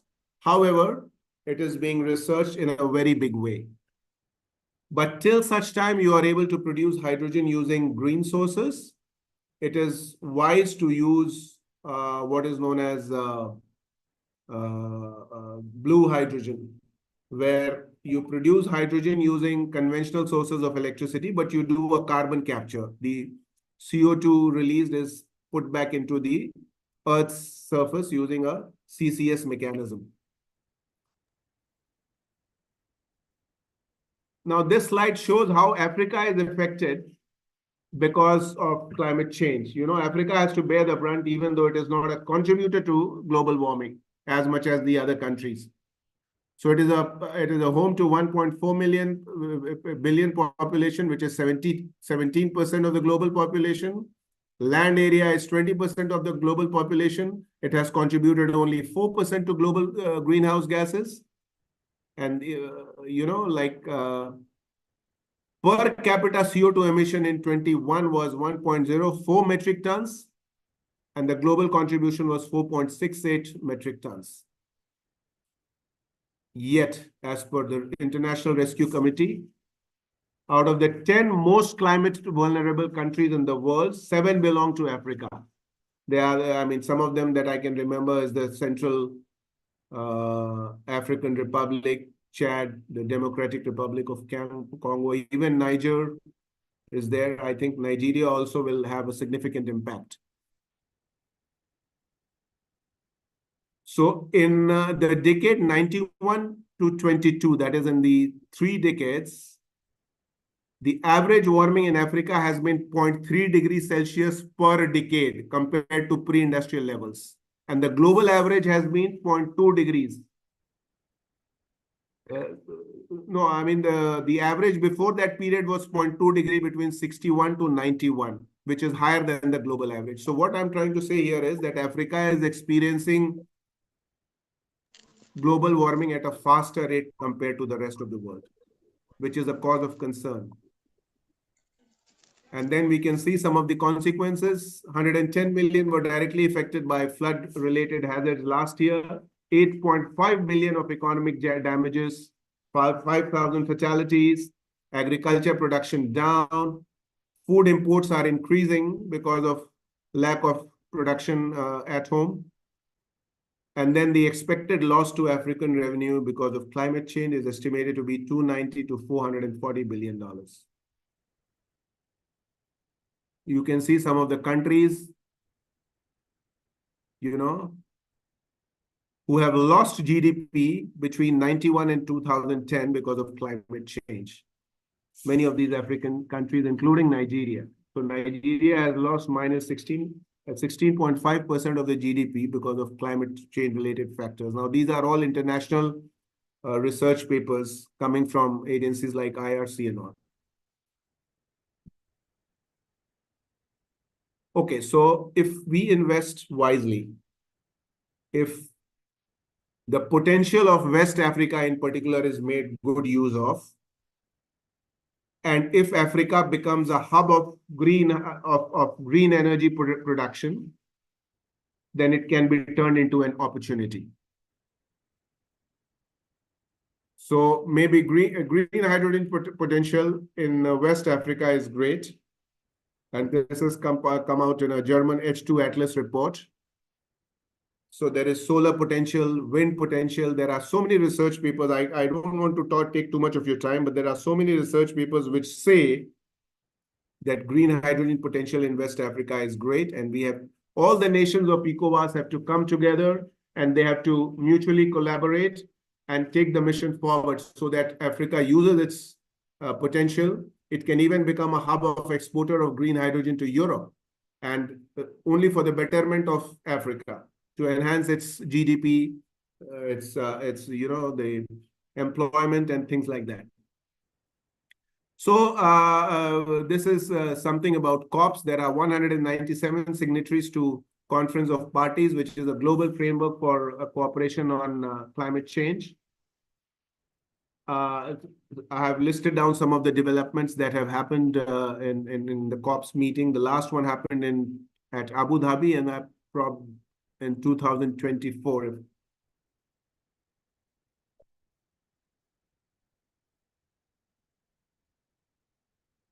Look at this. The oil contribution is projected to drop from 94% to 85% by 2040 and 82% by 2050. Now, this is also a matter of concern for Nigeria, which is heavily dependent on fossil fuel for its economy. So it is extremely important that Nigeria also invests considerably in renewable energy and makes use of the potential which it already has. And going forward, the funding for fossil fuels is going to decrease. The banks, World Bank, IFC, and other banks will have very little budget to fund fossil fuels. They will have a lot of budget to fund solar, to fund wind energy, to hydro, geothermal, green hydrogen. So everybody should align in that direction and try to spend more and more in renewable sources of energy. You can see the vehicles. Electric vehicles are projected to reach 2.5 billion by 2050. And greenhouse emissions are projected, if the countries stick to their commitments, they will reduce by 60% by 2050. But the net zero target, that is, you are a net non-contributor to the greenhouse effect by compensating some of the carbon dioxide and other greenhouse gases that you emit. That is called net zero. That will not happen by 2050 or 2070. That is a global projection. So youngsters like you have to, invest a lot of time in learning and in propagating this message of climate change and the absolute imperative to reduce greenhouse gas emissions. So as you can see, natural gases, CNG, LNG are less polluting. Hydrogen, if it is green hydrogen, it is non-polluting. Electric vehicles also are less polluting. We can see some comparisons. I don't want to dwell too much. So this, in a nutshell, is my talk. If you want more details, I can share some of these slides with you. And you can see that here we have tried to show that Africa has enormous hydrogen potential. If the resources are properly made use of, then hydrogen can become a very big source of game changer for Africa.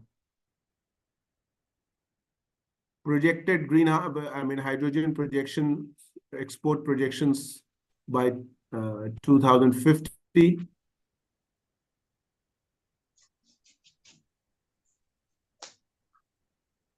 This slide indicates the hydrogen, the renewable potential, the endowments. You can see the pink colors show solar power potential.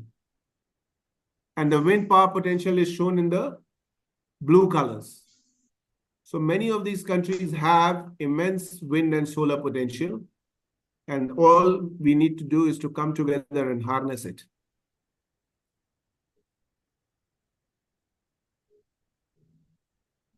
Okay. So these are some of the other slides that I have, which show the solar PV and wind systems, which are projected by 2030 globally.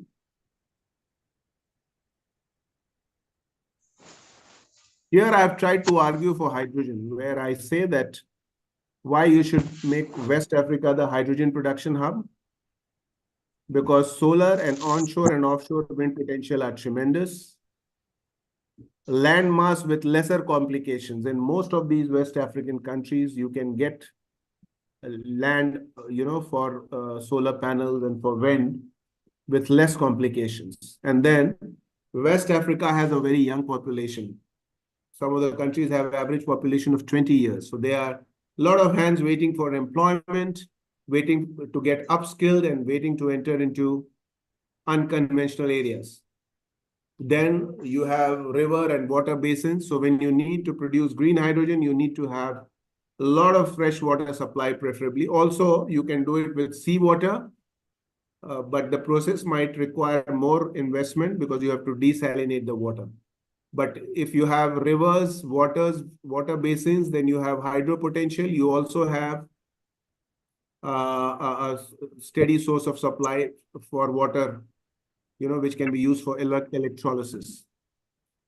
Another advantage of West Africa is that there is a large coastline.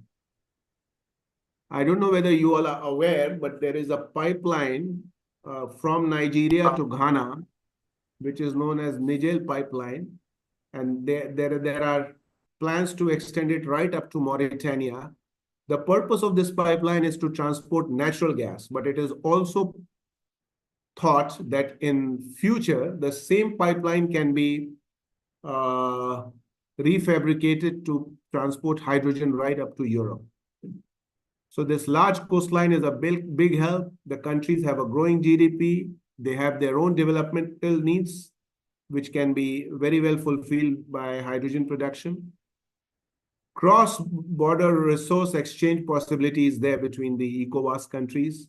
And then, of course, because of the coastline, you have desalination potential. So, again, I've tried to argue in technical terms that there is a green hydrogen potential of 165,000 terawatt-hour per year. That is the expected potential by 2030. That's a lot of potential in West Africa, and people should come together and harness it. And eventually, if you have economies of scale, your cost of production can also go down, and it'll be possible to export. Apart from using it for your own requirements, you can also export it, which can help the economy tremendously. So I don't want to get into too much of technical details. I'm talking to a group of students, but I can share some of my presentation. Look at this slide, the ECOWAS policy energy evaluation. So look at these countries. They have all got an energy policy. Do they have renewable energy policy? Yes, all of them also have a renewable energy policy. Do they have a hydrogen energy policy?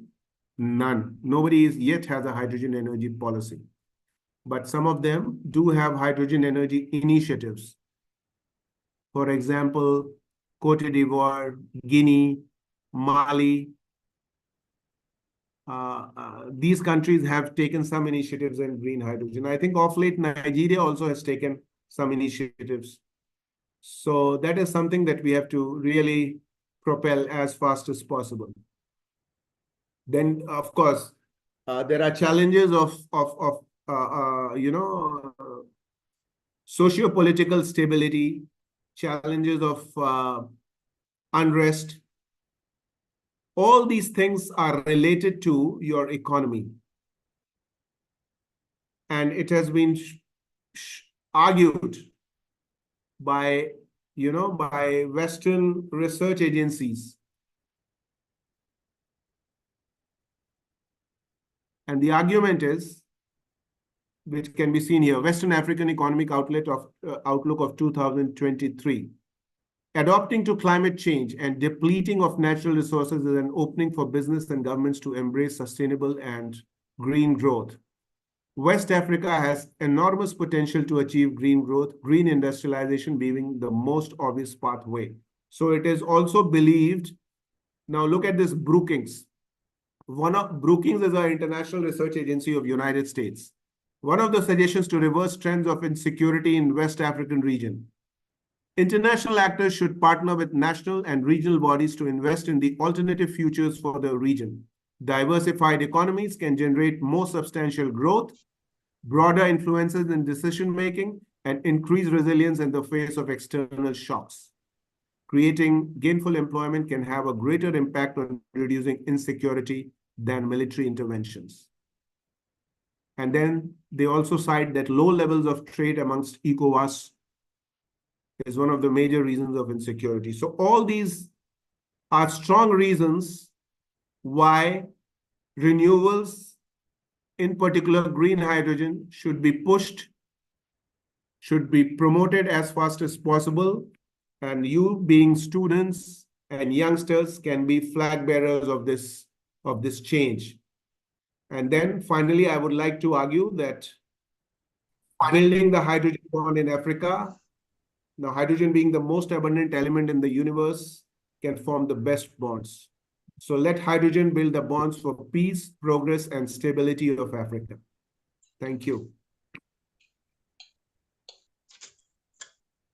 Thank you so much, Mr. Prasad, for that wonderful presentation from you. It was really, really wonderful getting to see your slides. My network wasn't so good, and I was being logged out a few times, but I was able to follow, and it was a wonderful presentation. Thank you so much, sir, for sharing that with us. So today is going to is turning out to be a very insightful session. We have our mentors coming with presentation after presentation, trying to deliver the best in terms of knowledge on what renewable energy is and solutions to have more greener, more sustainable energy. So thank you to all our mentors so far that have done such a great job sharing their presentation with us. I think we still have one more mentor on call. I just checked and I noticed Mr. Obo Inyang is with us. You're welcome, sir. Thank you so much for joining in. Please, sir, can we quickly get your presentation if that will be possible, and then so that we go to the mentor's presentation and take questions. Okay, good afternoon, everyone. I shared my presentation via the charts. I don't know if you've seen it. I don't think I have. I was logged out, so please, sir, can you just kindly resend it? Okay. Maybe you directly.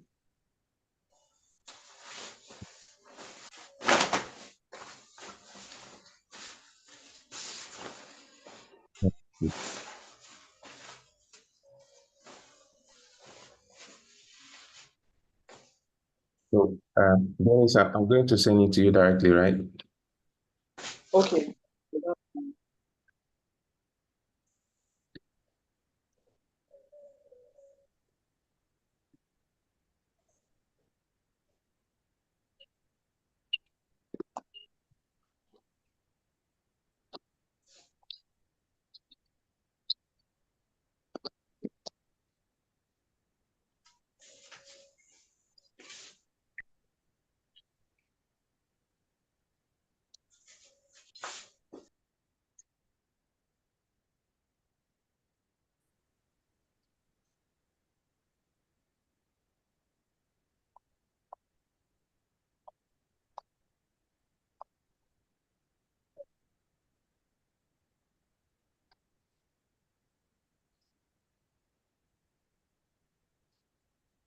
Sorry, I'm in a bit of a noisy environment and not able to share my video at the moment.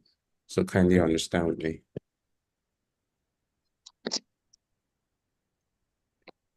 Yeah, check your. Okay. Yeah, I've sent to you, Dennis, directly. All right, sir. I'm trying to open it.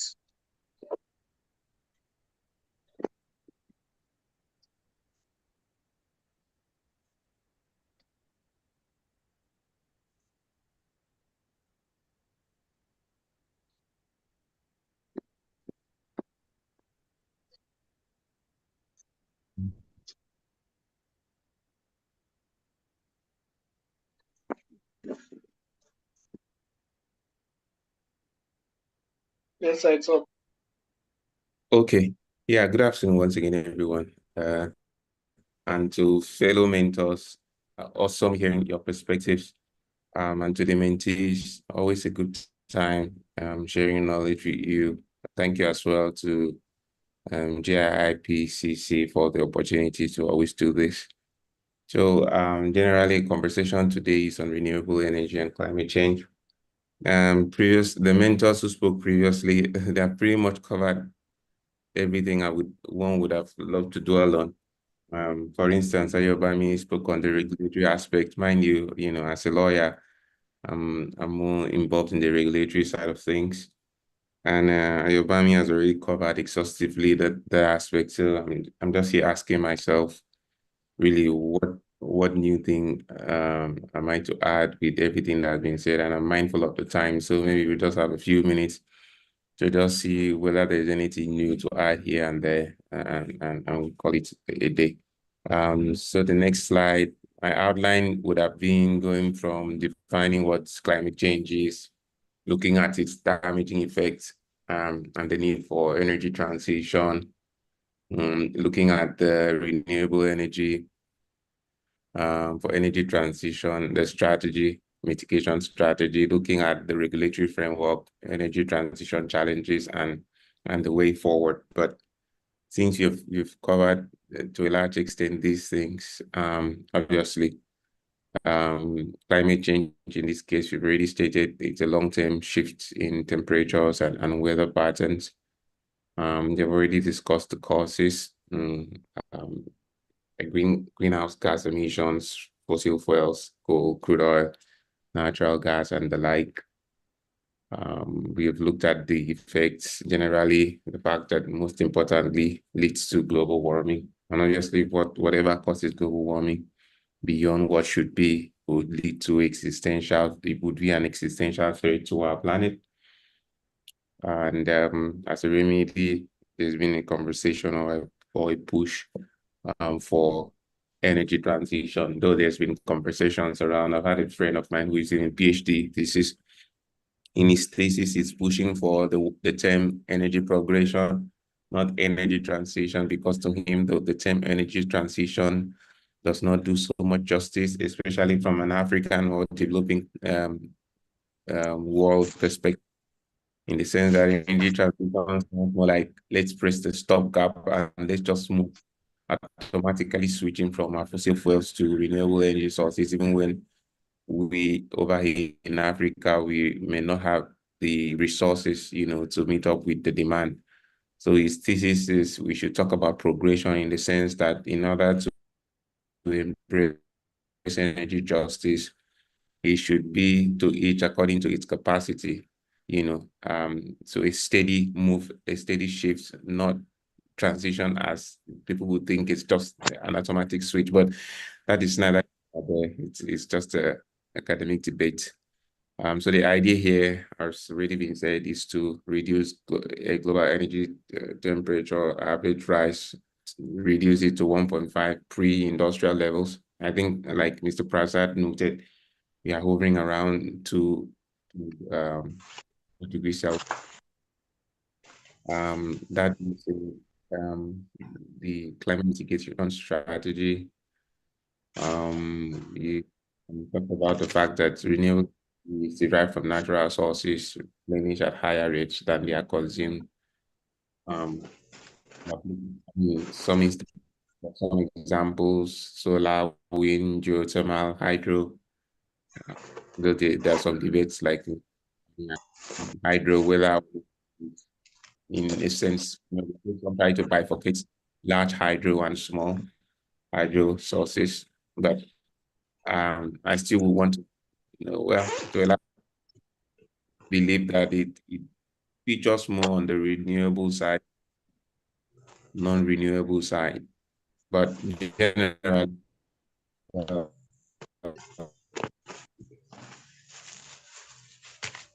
some of the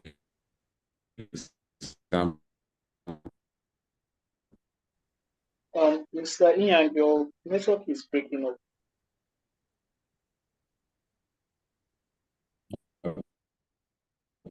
renewable Mr. Ian, are you with us? It's breaking up.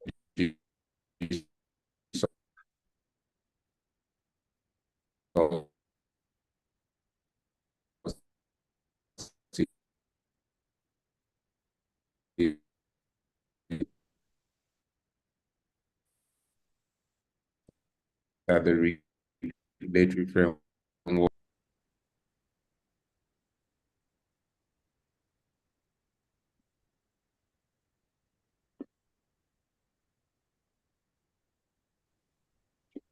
is it Mr. better Ian, now? can you hear us? Yeah, can you hear me? Is it better now? Yeah, it's better. Sorry. Yeah. So I don't know where I mean you heard the last point you heard, but I want to believe that it's not a far cry from wherever I stopped. So Mr. Prasad noted, I mean, in details, those regulatory frameworks at the global level, but most substantially, you would see these three key frameworks or instruments featured in the conversation on how it all started internationally and where we are. But the most current right now is the Paris Agreement. We almost have heard about it, which Nigeria is a signatory to that agreement. Regulatory framework within Nigeria, we have numerous. We have the Nigerian Climate Change Policy Response and Strategy, and NCCPRS. We have the Rural Electrification Strategy and Implementation Plan, the RESIP. We have the, I think Ayobami had mentioned all of this. We have the National Council, the Climate Change Policy. We have the Nigerian Energy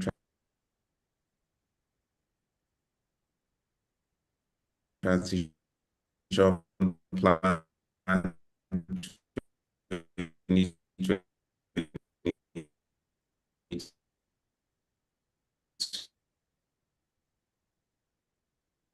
to Hello, sir, you're breaking.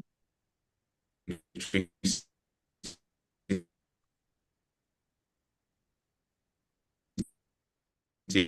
Act, the REAP. Hello, sir, you're breaking up again.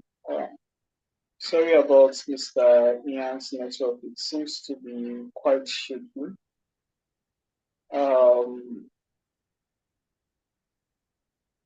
We'll just wait a few minutes for him to join back in. But while we are doing that, please, I would like to kindly ask the mentees that are in class, please, you can kindly get ready for your presentation. We'll be taking it immediately after Mr. Ian responds. Mr. Ian, thank you for joining us. Right. It's still a little bit bad. Can you hear me now? Yeah, much better.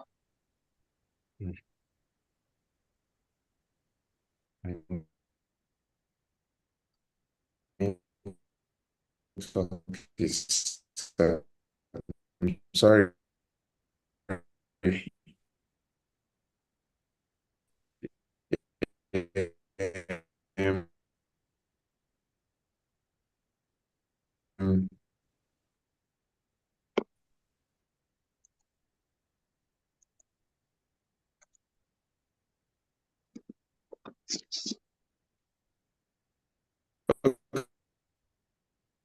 Okay, so just yeah. So you're just looking at Subsidy Act, for instance, makes provision across the value chain, all encompassing. It even also makes allowance for tariff provisions to say that or electricity generator, you are expected to incorporate, if you are generating, I think about 10% of that, using renewable energy, you are also entitled, when you are entering into long-term electricity or power purchase agreement, you are entitled to have in it a feed-in tariff provision, which is like a predetermined and additional charge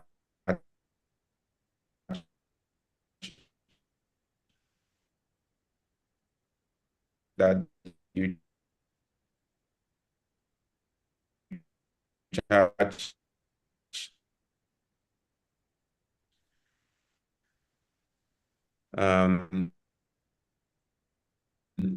in addition to the normal tariff,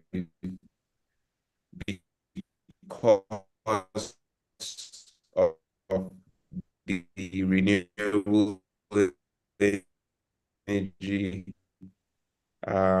resource that you have introduced into the generation.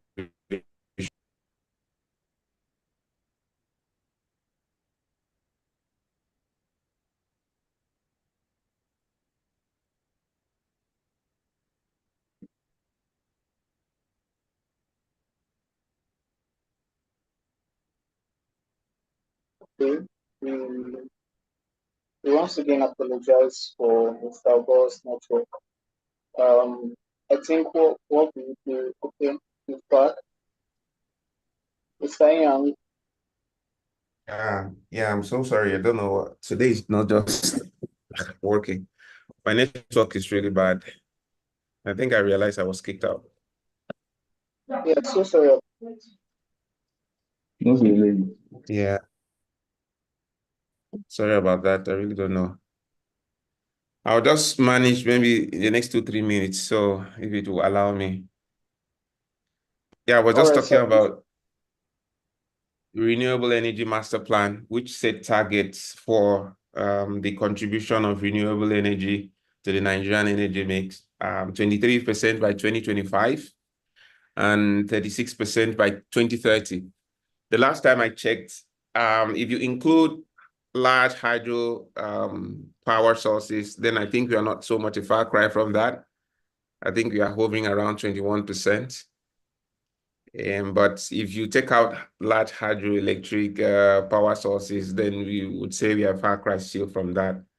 But plus or minus, I think we are not too far from the targets. With the National Renewable Energy and Energy Efficiency Policy, basically provides a framework for development and efficient management, more or less, of renewable energy in Nigeria. We had before now the Electric Power Sector Reform Act, but that has been repealed and obviously replaced with the Electricity Act. In addition to that, even the Petroleum Industry Act, which ironically regulates the fossil fuel industry, encourages NNPC to see a way as to, it encourages NNPC to enter into collaborations as per the use of renewable energy sources in its operations. So you see, it's a given that Nigeria is so much interested in incorporating renewable energy in its energy mix. But the question now is, are we there? How far are we from meeting our targets?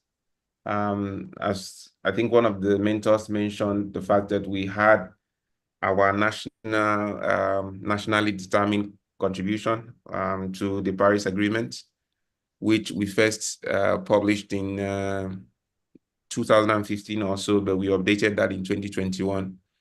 The nationally determined contribution, for those of us that might want to know, is just undertakings by respective countries, individually, as to how they are going to contribute to the energy transition. So in Nigeria, I know we had Buhari made the declaration COP in Glasgow. So we are saying that we pledged 20% unconditional reduction in our emission by 2030, and then about 47% conditional reduction based on international support, that's the provision of adequate financing. So by and large, this gives an indication that Nigeria is fully committed to introducing renewable energy into its energy mix. But the question is, so far so good, what's the implementation level? The question now is, what is the implementation level? You agree with me that we are still a far cry from our target. So we have challenges. As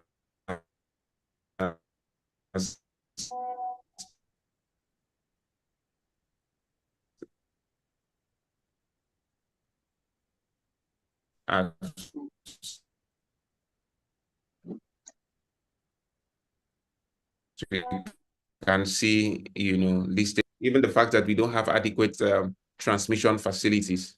So if I'm to invest in renewable energy generation, the transmission facility to even take the power down to the remotest part of this country, we are a far cry from that. Inadequate expertise. Renewable energy, yes, is an interesting area, but it takes a lot of research and development. It takes a lot of technical skills for you to be able to bring it to materialization. Over here on this side, to a large extent, we are still a far cry from having the adequate knowledge and technical expertise. You want to ask yourself, how many research and development labs do we have in Nigeria that are really, researching and developing and growing expertise in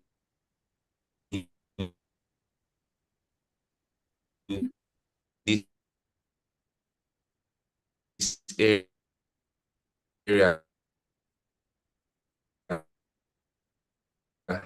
I cost and inadequate funding of participating renewable energy incorporation also is funding. I think initial cost. You need how we don't have, for instance, low interest loans or credit tax credits, which would serve as incentives for investors to get into that sector to develop renewable energy usage in Nigeria. Yes, we have incentives, for instance, recent presidential orders, incentives around I think we have some incentives with regards to electric cars and equipment, but we need more. It will not just stop where we let it not just stop at let's say tax rebates or customs duties, zero customs duties for electricity parts, car parts, and electric cars. We can as well expand that to other areas. We have already stated here that it's not just about electric cars, solar power. All of these incentives need to be increased in order to encourage more investors into the industry or into the sector. Lack of awareness to a large extent, the fact that you even have an idea of renewable energy, that there's something like that. I tell you that there are some parts in this country, even in the remote parts, even areas you think would have known, that if you sell the idea that solar or biofuel can be used to generate electricity and it will be reliant or a reliable source, I mean, they might ask you, how would that be possible? Or some of them will just have the idea that it is to be used for small or activities that Mr. Ian, your network is not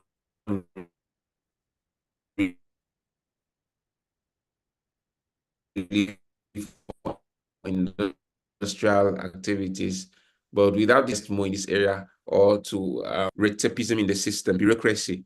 So for instance, you have the Energy Commission of Nigeria, you have the NERC, you have the Rural Electrification agency. So all of these governmental bodies, they are all involved in one way or the other in the regulation of the power sector. And if I am an entity or an investor that wants to be involved or to invest in rural electrification using renewable energy sources, I'll need to go through the Rural Electrification Agency. I'll need to ensure that I am compliant with the regulations and dictates of the NERC. And of course, I need to also abide by the policies set up by the ECN. So all of these things can make the whole process very laborious. it's a challenge. You don't know which one is which one. You really don't know. Sometimes it could be confusing. What is that line of demarcation between what the ECN does? Yes, we know that they are policy framers, but the NERC as well, they also have, policies that they frame by themselves. So you see that there's a likelihood of duplication of functions at some point. Why don't you just have one regulatory entity that sees, maybe they can have department for rural electrification, department in charge of policy framing, department in charge of implementation. It makes it a lot easy. Outstanding fossil fuel investments, Ayobami had already stated this, in the sense that if I had invested, and of course we know how the cost implications in terms of investment in the fossil fuel industry. If I'm buying an oil and gas asset, if I bought an oil and gas asset 2 years ago, I bought it, let's say, $100 million, and all of a sudden you are telling me to dump that. Remember that my money is stuck somewhere. Maybe I sourced that money from lenders. I need to still run the facility in order to pay back the lenders. So you realize that this is a challenge. And then, of course, the big elephant in the house, corruption. A situation where you have some monies budgeted for certain, pro energy efficiency or renewable energy development, or policies. These monies are not utilized as they ought to be utilized.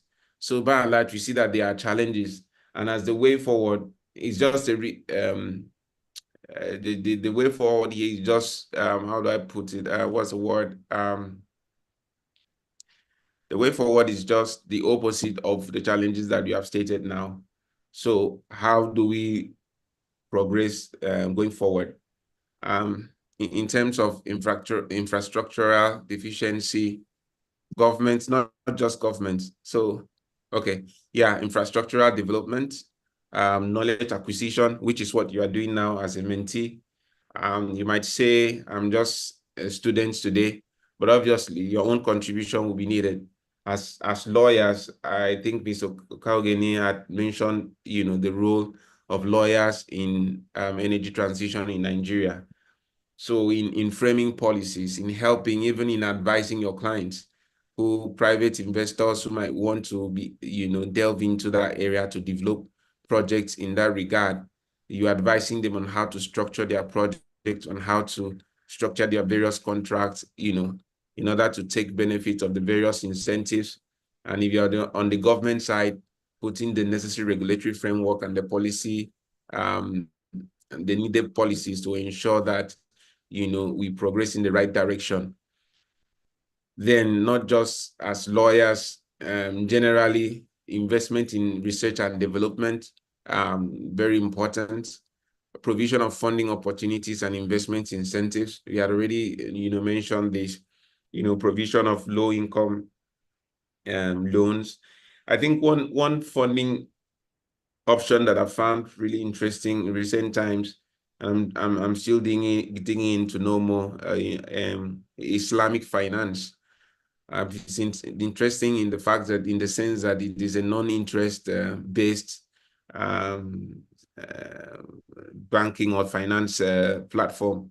So this could help if it is well utilized in Nigeria. I know it is really gaining traction, but I think this is one route that investors can use in sourcing funding, without interest, in developing renewable energy technologies in the country. Creation of awareness this should not just be a government thing. Even we as private citizens, is our duty as mentees, would-be lawyers, it's our duty to spread the word that yes, renewable energy transition has come to stay in Nigeria, and it's a reality. It's not magic. It's something that anybody can, be involved in. So we can create this awareness in our own small corners, to those ones in the villages that may not have this knowledge, or to the ones who are still doubting how realistic this is. But you today, you have come to see that, yes, these things are working in other climes. And so why not? We can still implement it here. Consistent and adequate implementation of laws and policies. This will still be tied to the conversation around duplication of functions. A situation where you have different agencies, all of them are carrying out sometimes performing roles that are conflicting, in some regard, will not help even in terms of implementation of laws and policies. Where you have the ECN, involved in policy framing, you have NERC involved as well in some level of policy framing, even the REA, who are also involved in some level of policy framing, and other agencies. And there's bound to be a lag in implementation, because if as an agency I seek to implement it this way, the other agency seeks to implement it that way, there's no coordination in the implementation of these laws and policies. And then elimination of corruption in the system. By and large, once there is corruption in the system, no matter if you have all of these other 5 sorted out, when there is corruption, you agree with me that there will still be a big problem. Corruption in this sense will mean that the resources set up to achieve or to sort all of these other issues out will not be properly applied. And there will still be, inconsistencies, and there will still be limitations in terms of implementation. So corruption in governance, corruption in institutions, and corruption even amongst the citizenry. So these are many other recommendations I'm thinking, in my own view, and in addition to what other mentors have said, can be used to encourage and incentivize additional investments in the renewable energy sector in Nigeria. Please, if you have questions, I'm open. Thank you.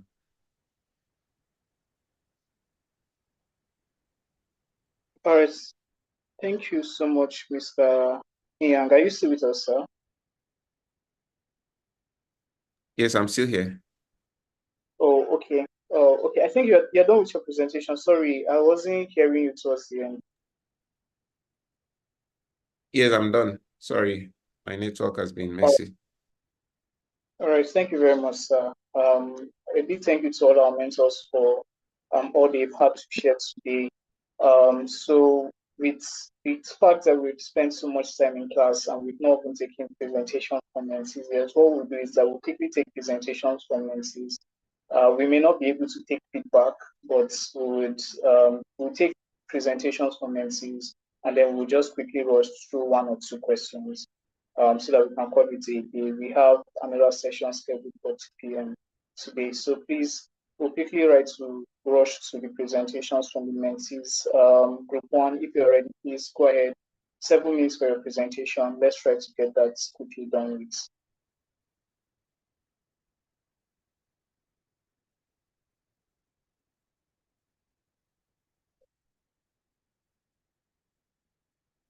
Do we have the presenter for Group 1 in class?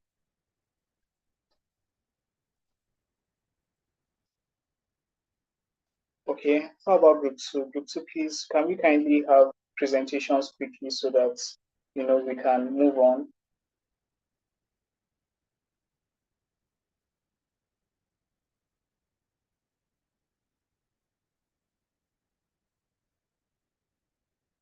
Group 2 presenter, please, if you are with us, we'd like to take presentations now.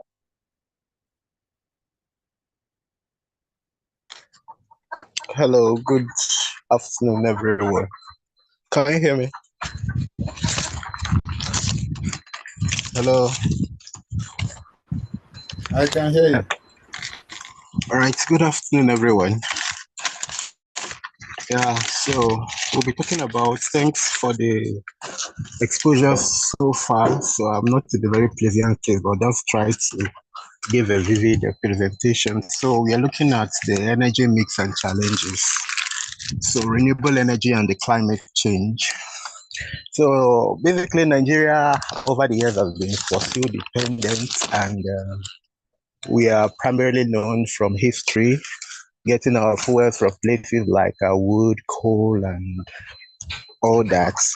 And ever since the discovery of crude oil, basically petrol and natural gas. So we've been just in the loop of fossil.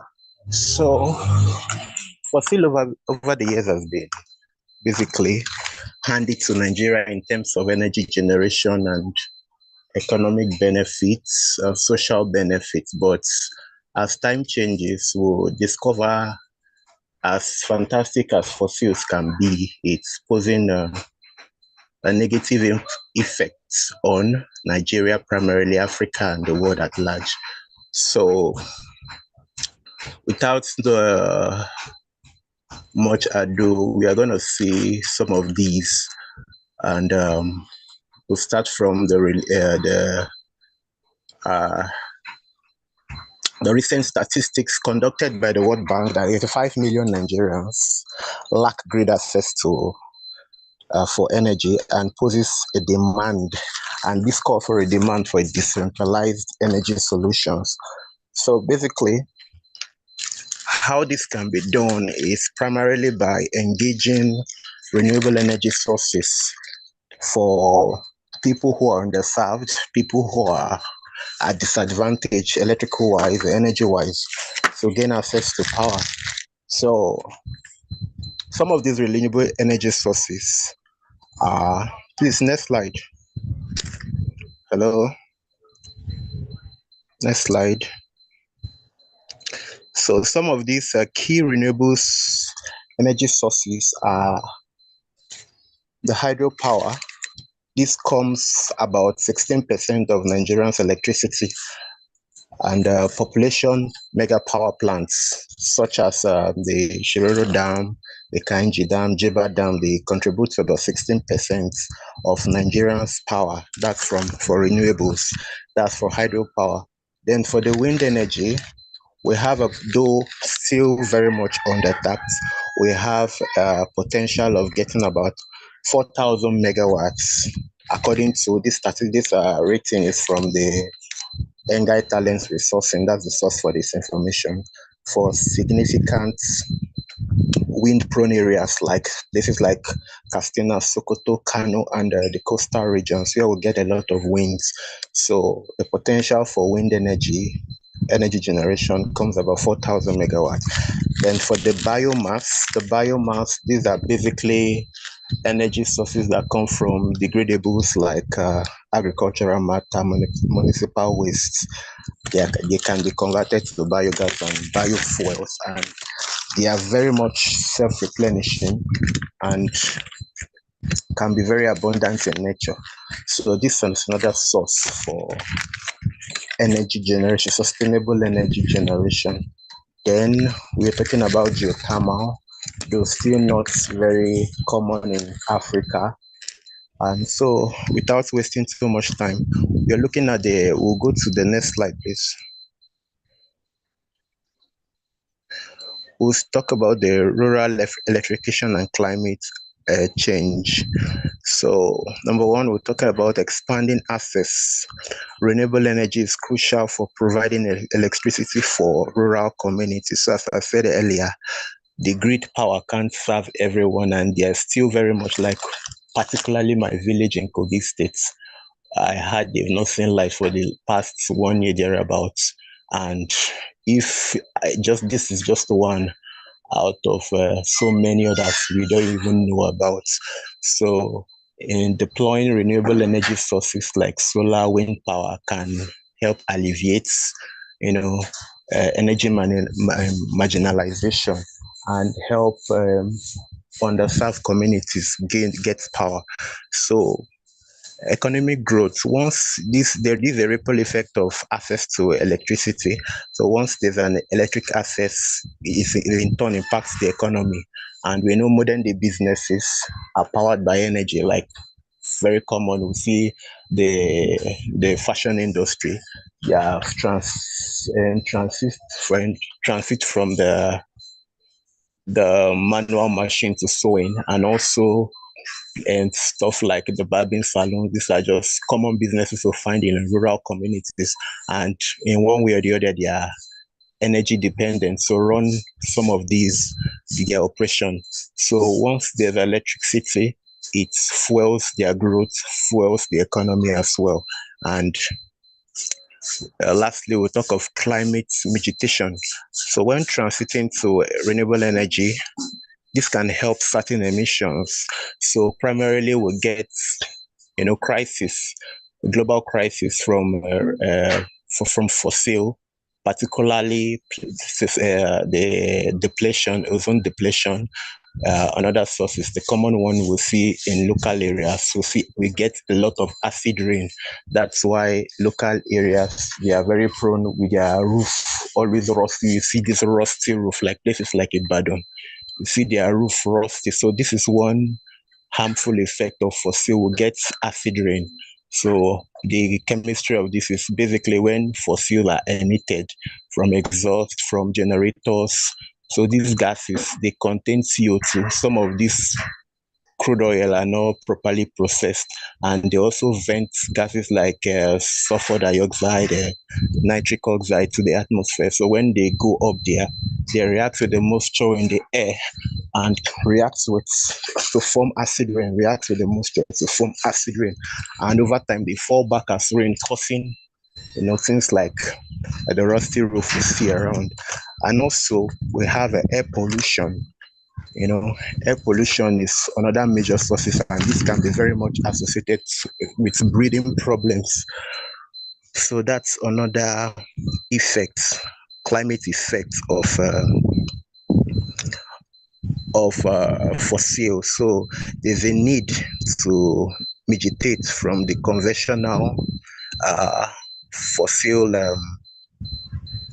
dependence into a cleaner, more sustainable form of energy. The next slide. Next slide. Hello.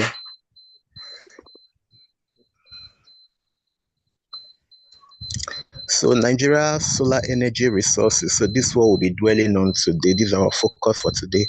So the insolation level. So insolation basically means the amount of energy that reaches the earth per square meter. That's insolation. So there's a potential for about 4.5 to 65 kilowatts per meter square per day in just the northern regions alone. So this is a very huge potential to help Nigeria combat the fossil dependency and also serve energy marginalized communities for electricity. So insolation level is still very, very much undertapped, and it shows us the challenge of how can we utilize this, even though we are very common with panels. We see panels everywhere. We see standalone units like a rechargeable lamp, rechargeable power banks, that utilizes solar panels to recharge. So although we see it, we still haven't even tapped up to 25% of the energy potential from solar energy alone.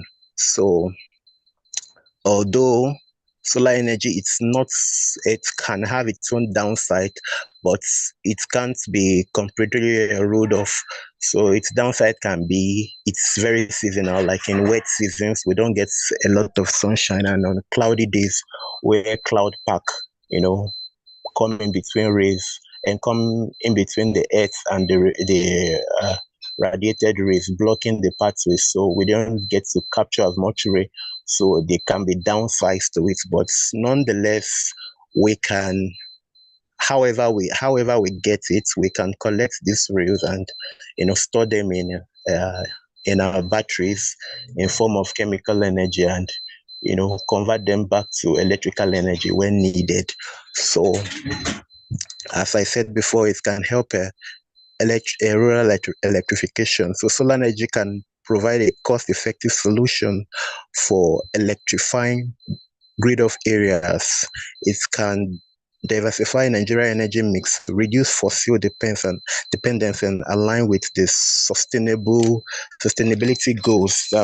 Part of the SDG goal 7, which is particularly on affordable and clean energy. So transitioning into solar energy means can help us, work in line with the goal 7 of the SDGs. So that's for that. Next slide. Next slide, please. Hello.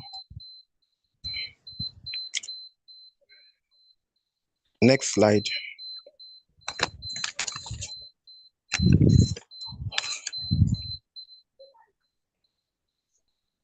I'm sorry, my network is having a little bit of issues, but please, can you try to speed up your presentation so that we can one point? So okay, I'll round up in a few minutes. So the northern Nigeria has the highest level of solar insolation.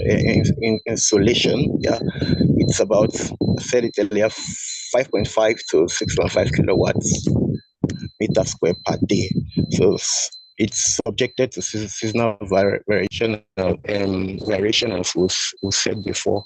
So, but nevertheless, there are also cons and pros of each of these. And for solar, the renewable, it's the pros is like renewable, clean and sustainable.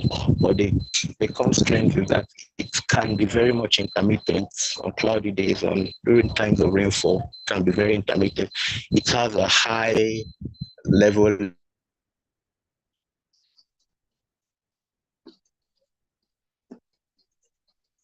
Please go ahead, Victor.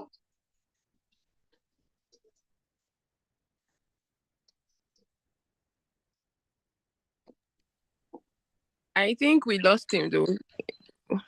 Can you hear me? Okay. Yes, we can. Yeah.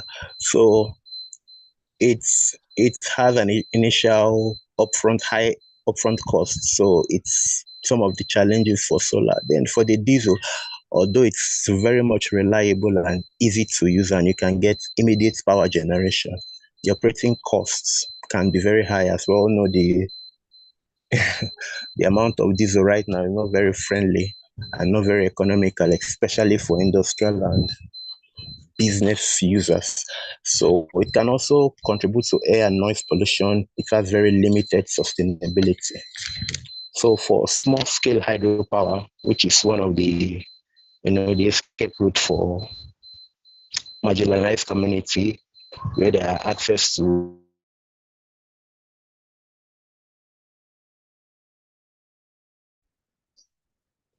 Okay. If Victor is still having network issue, please can we have another member of the group just round up with the presentation quickly so that we can move? We are really far spent on time.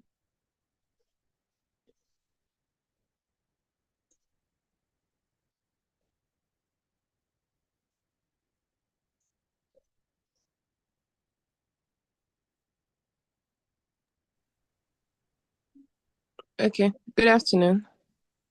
Yes, good afternoon. As Victor was saying, the small scale hydro power option has is continuous, and then it has low operating costs compared to the geographic limitations and high initial investments that's that is incurred with acquiring the hydropower. Then biogas uses local waste, and then it's sustainable. It's also affordable compared to diesel and petrol generators. But the infrastructure needs is another area where challenges may be posed, and then the limited capacity. Wind energy. can be limited. Okay. Okay, sorry for the network fluctuation. So it can be limited for, I'm on the solar now, on the solar part. The next slide. The next slide, please. So the solar, it can be limited, and during wet season, we don't get as much, sunshine to serve. So for the biogas, it can be very sustainable. It can be sustainable, but it is not a clean form of energy because it contributes to emissions, the CO2s, carbon monoxide, and all that when this matter is being burnt. So, and it can encourage deforestation because it's very common in rural areas where you get the hewing down of trees at random. So the biogas, the fossil matter rather, sorry, the fossil matter, it can be a form of energy that encourage deforestation. So for biogas can be utilized from municipal waste, animal, agricultural dump, and all that. So we can get biogas from them. So, but it is not cheap. The biodigesters are not cheap, and it requires professional expertise to handle. So this is the consequence. But however, the downside of it. But however, each area should be carefully studied and know what is best for each of the regions in the country. So we know the north they have a lot of wind, so we can deploy the wind energy there. We know the south, they have a lot of wind as well, places around the coastal lines, so the wind energy can be deployed there. They also have in the central, Abuja Central, the north central, which consists of Abuja, Kogi, Niger, we usually get a lot of sunshine, so we can deploy solar power there. So, but the next slide.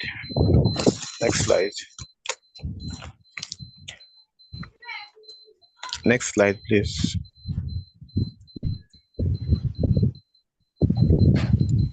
So, deploying solar power in rural areas.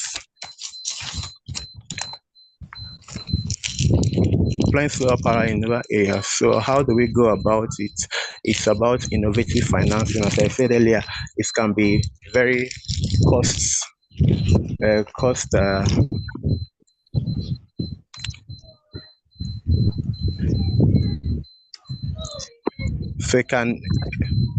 So it can be very expensive and not so cost friendly.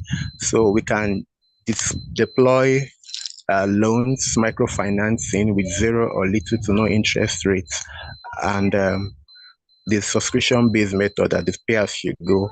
So decentralized solution, we can have standalone home units or community units, and capacity building, training people, building up expertise to handle and maintain these utilities. So the next slide, please.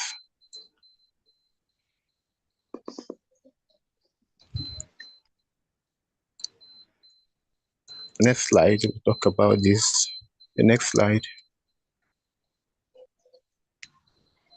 So the policy recommendation for scaling solar energy.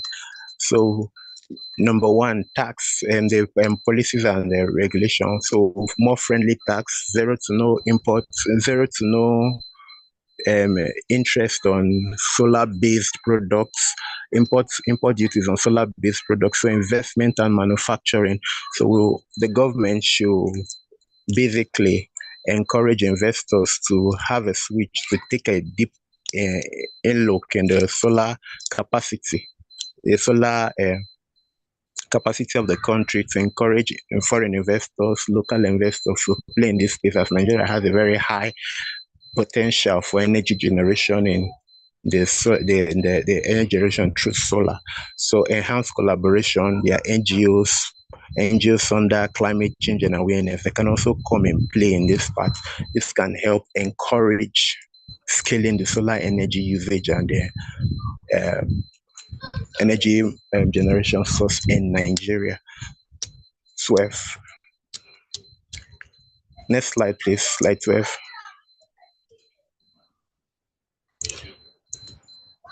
Next slide. We've talked about this.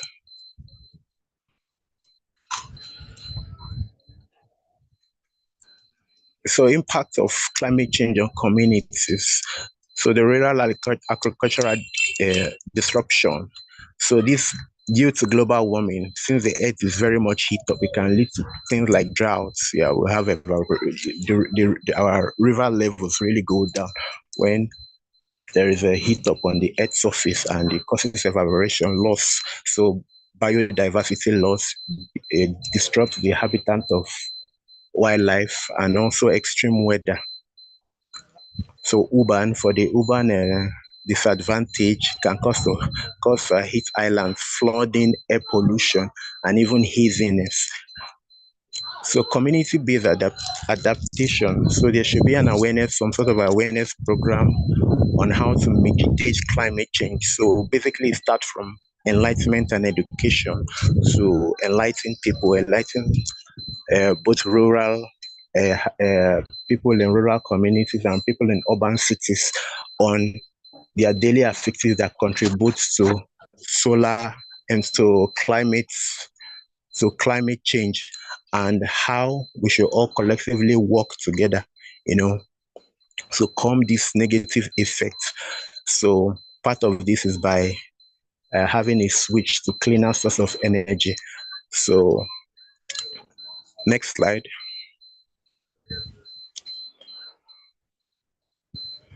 So in conclusion, a sustainable future, renewable energy, particularly solar energy, holds immense potential for transforming rural Nigeria.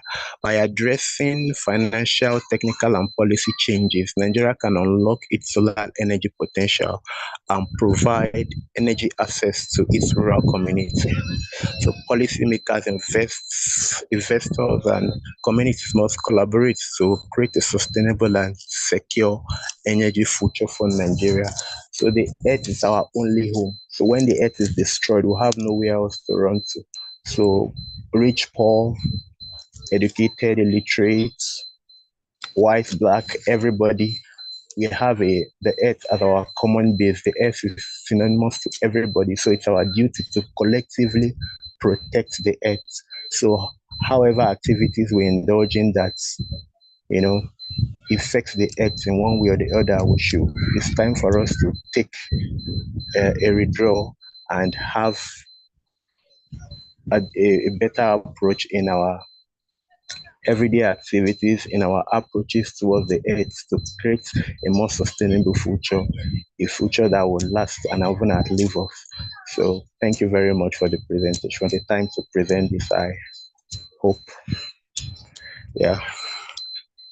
Yeah, Victor, thank you very much for the presentation. It was quite lengthy. So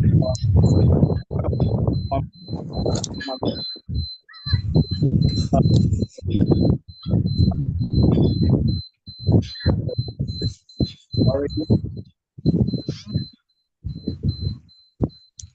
present, are you first?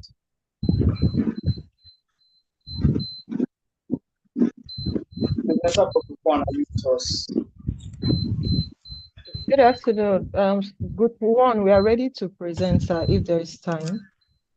All right, so can you guys do that 10 minutes?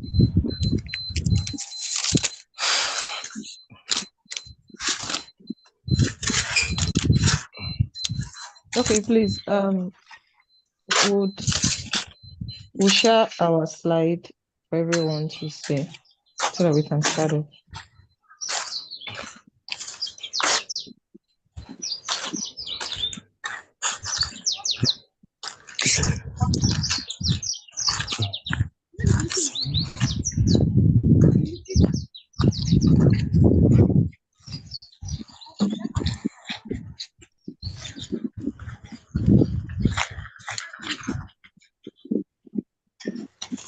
Please, can you assist in sharing the slide? Yes, for the presentation. Thank you. Yeah, but please just kindly start. All right. In group one, we were given the topic renewable energy and climate change. So our presenter was not around, so we've splitted it amongst ourselves to run through it. So I'll just be running through it while the next person takes up from there. So as an introduction, it's well known that all society requires energy to meet their basic human rights. And this includes both for lighting, for cooking, for comfort, for mobility, and for communication.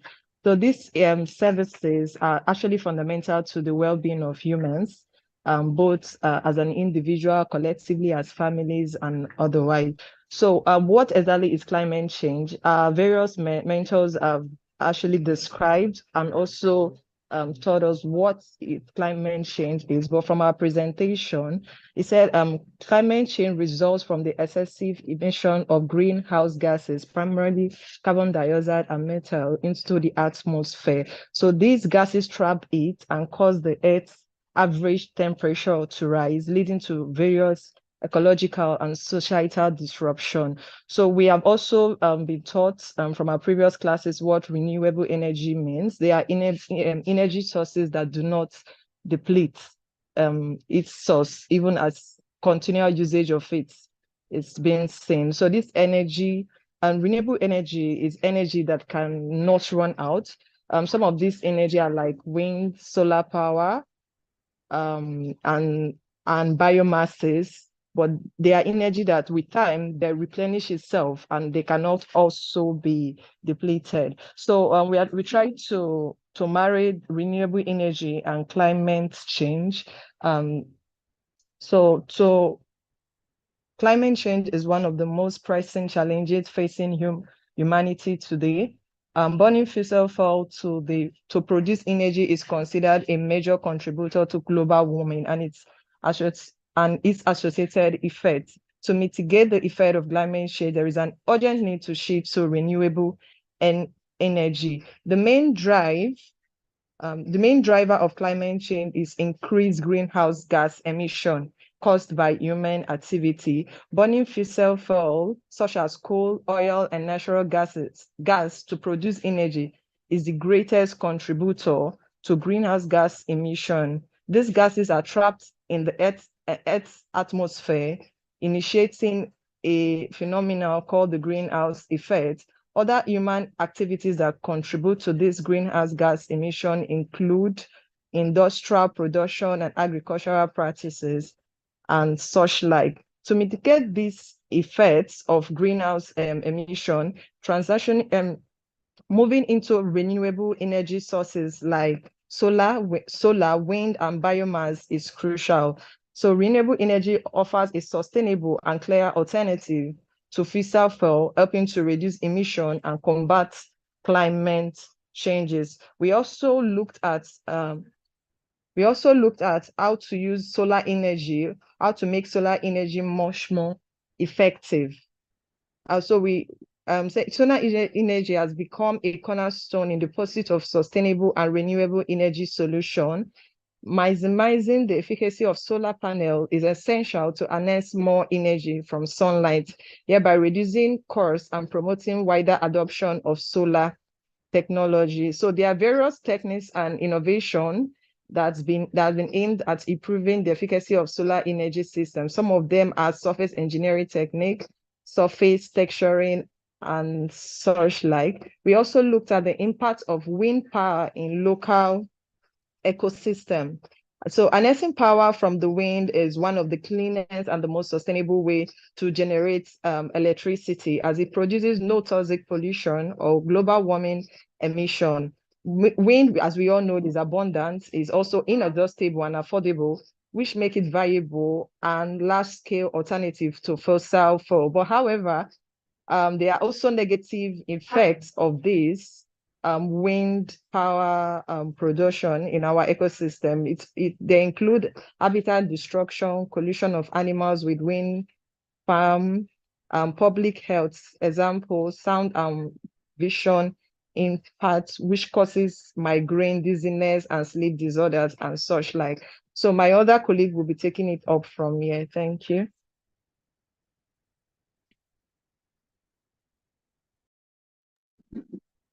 All right. So please, where is the person that is supposed to continue with the presentation?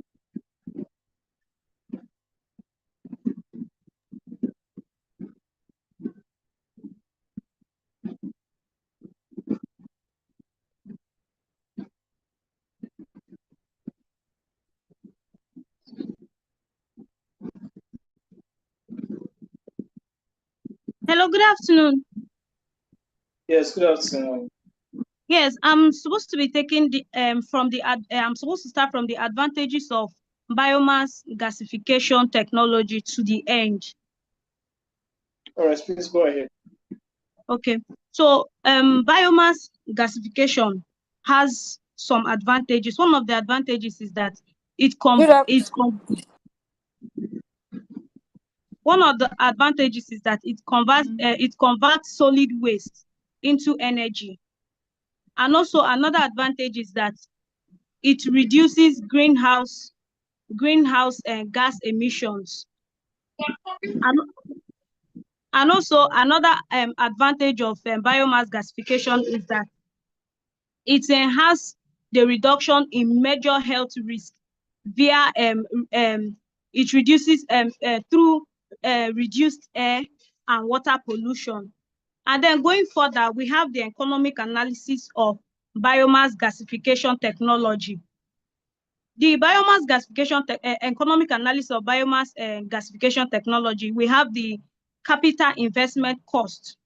We also have the operation and maintenance cost. So the operation and maintenance cost, it has to do with the salaries and wages, the cost of repairs, which includes spare parts, water, lubrication, and miscellaneous expenses.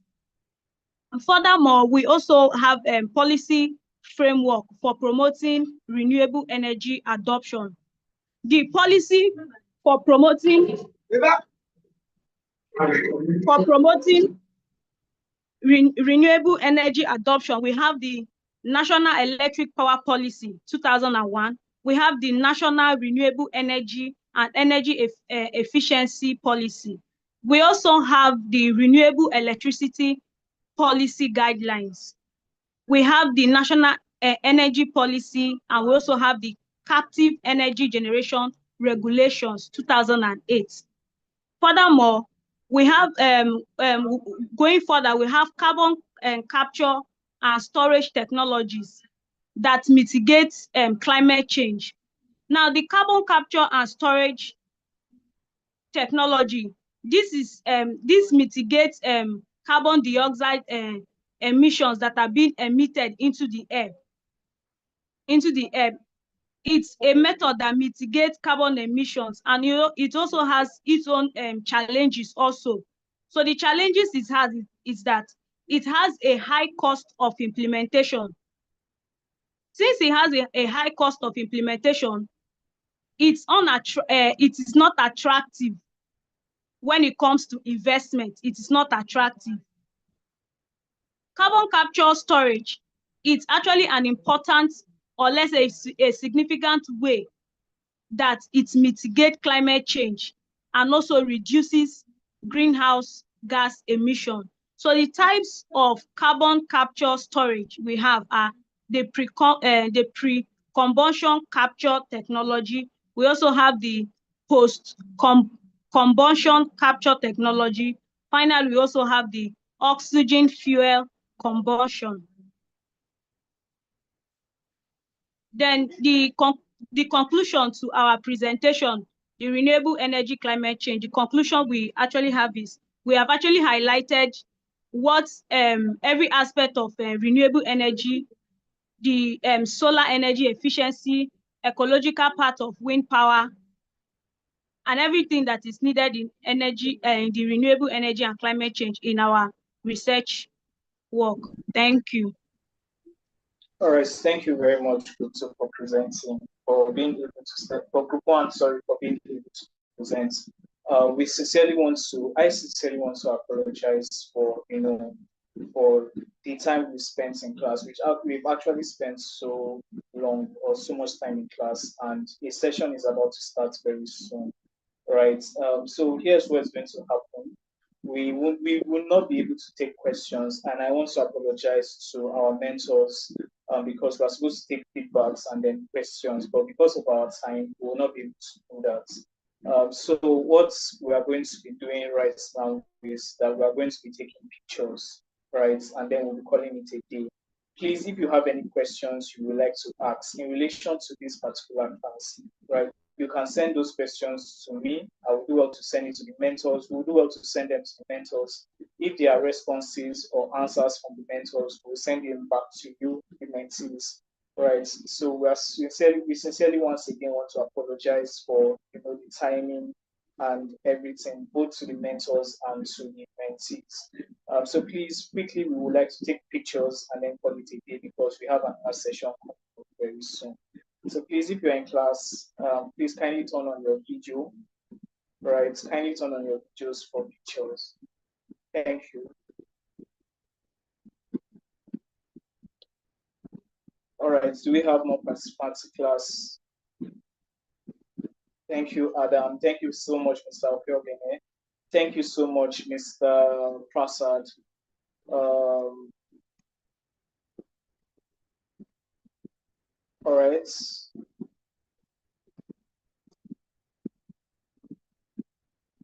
Okay, we've done. Okay.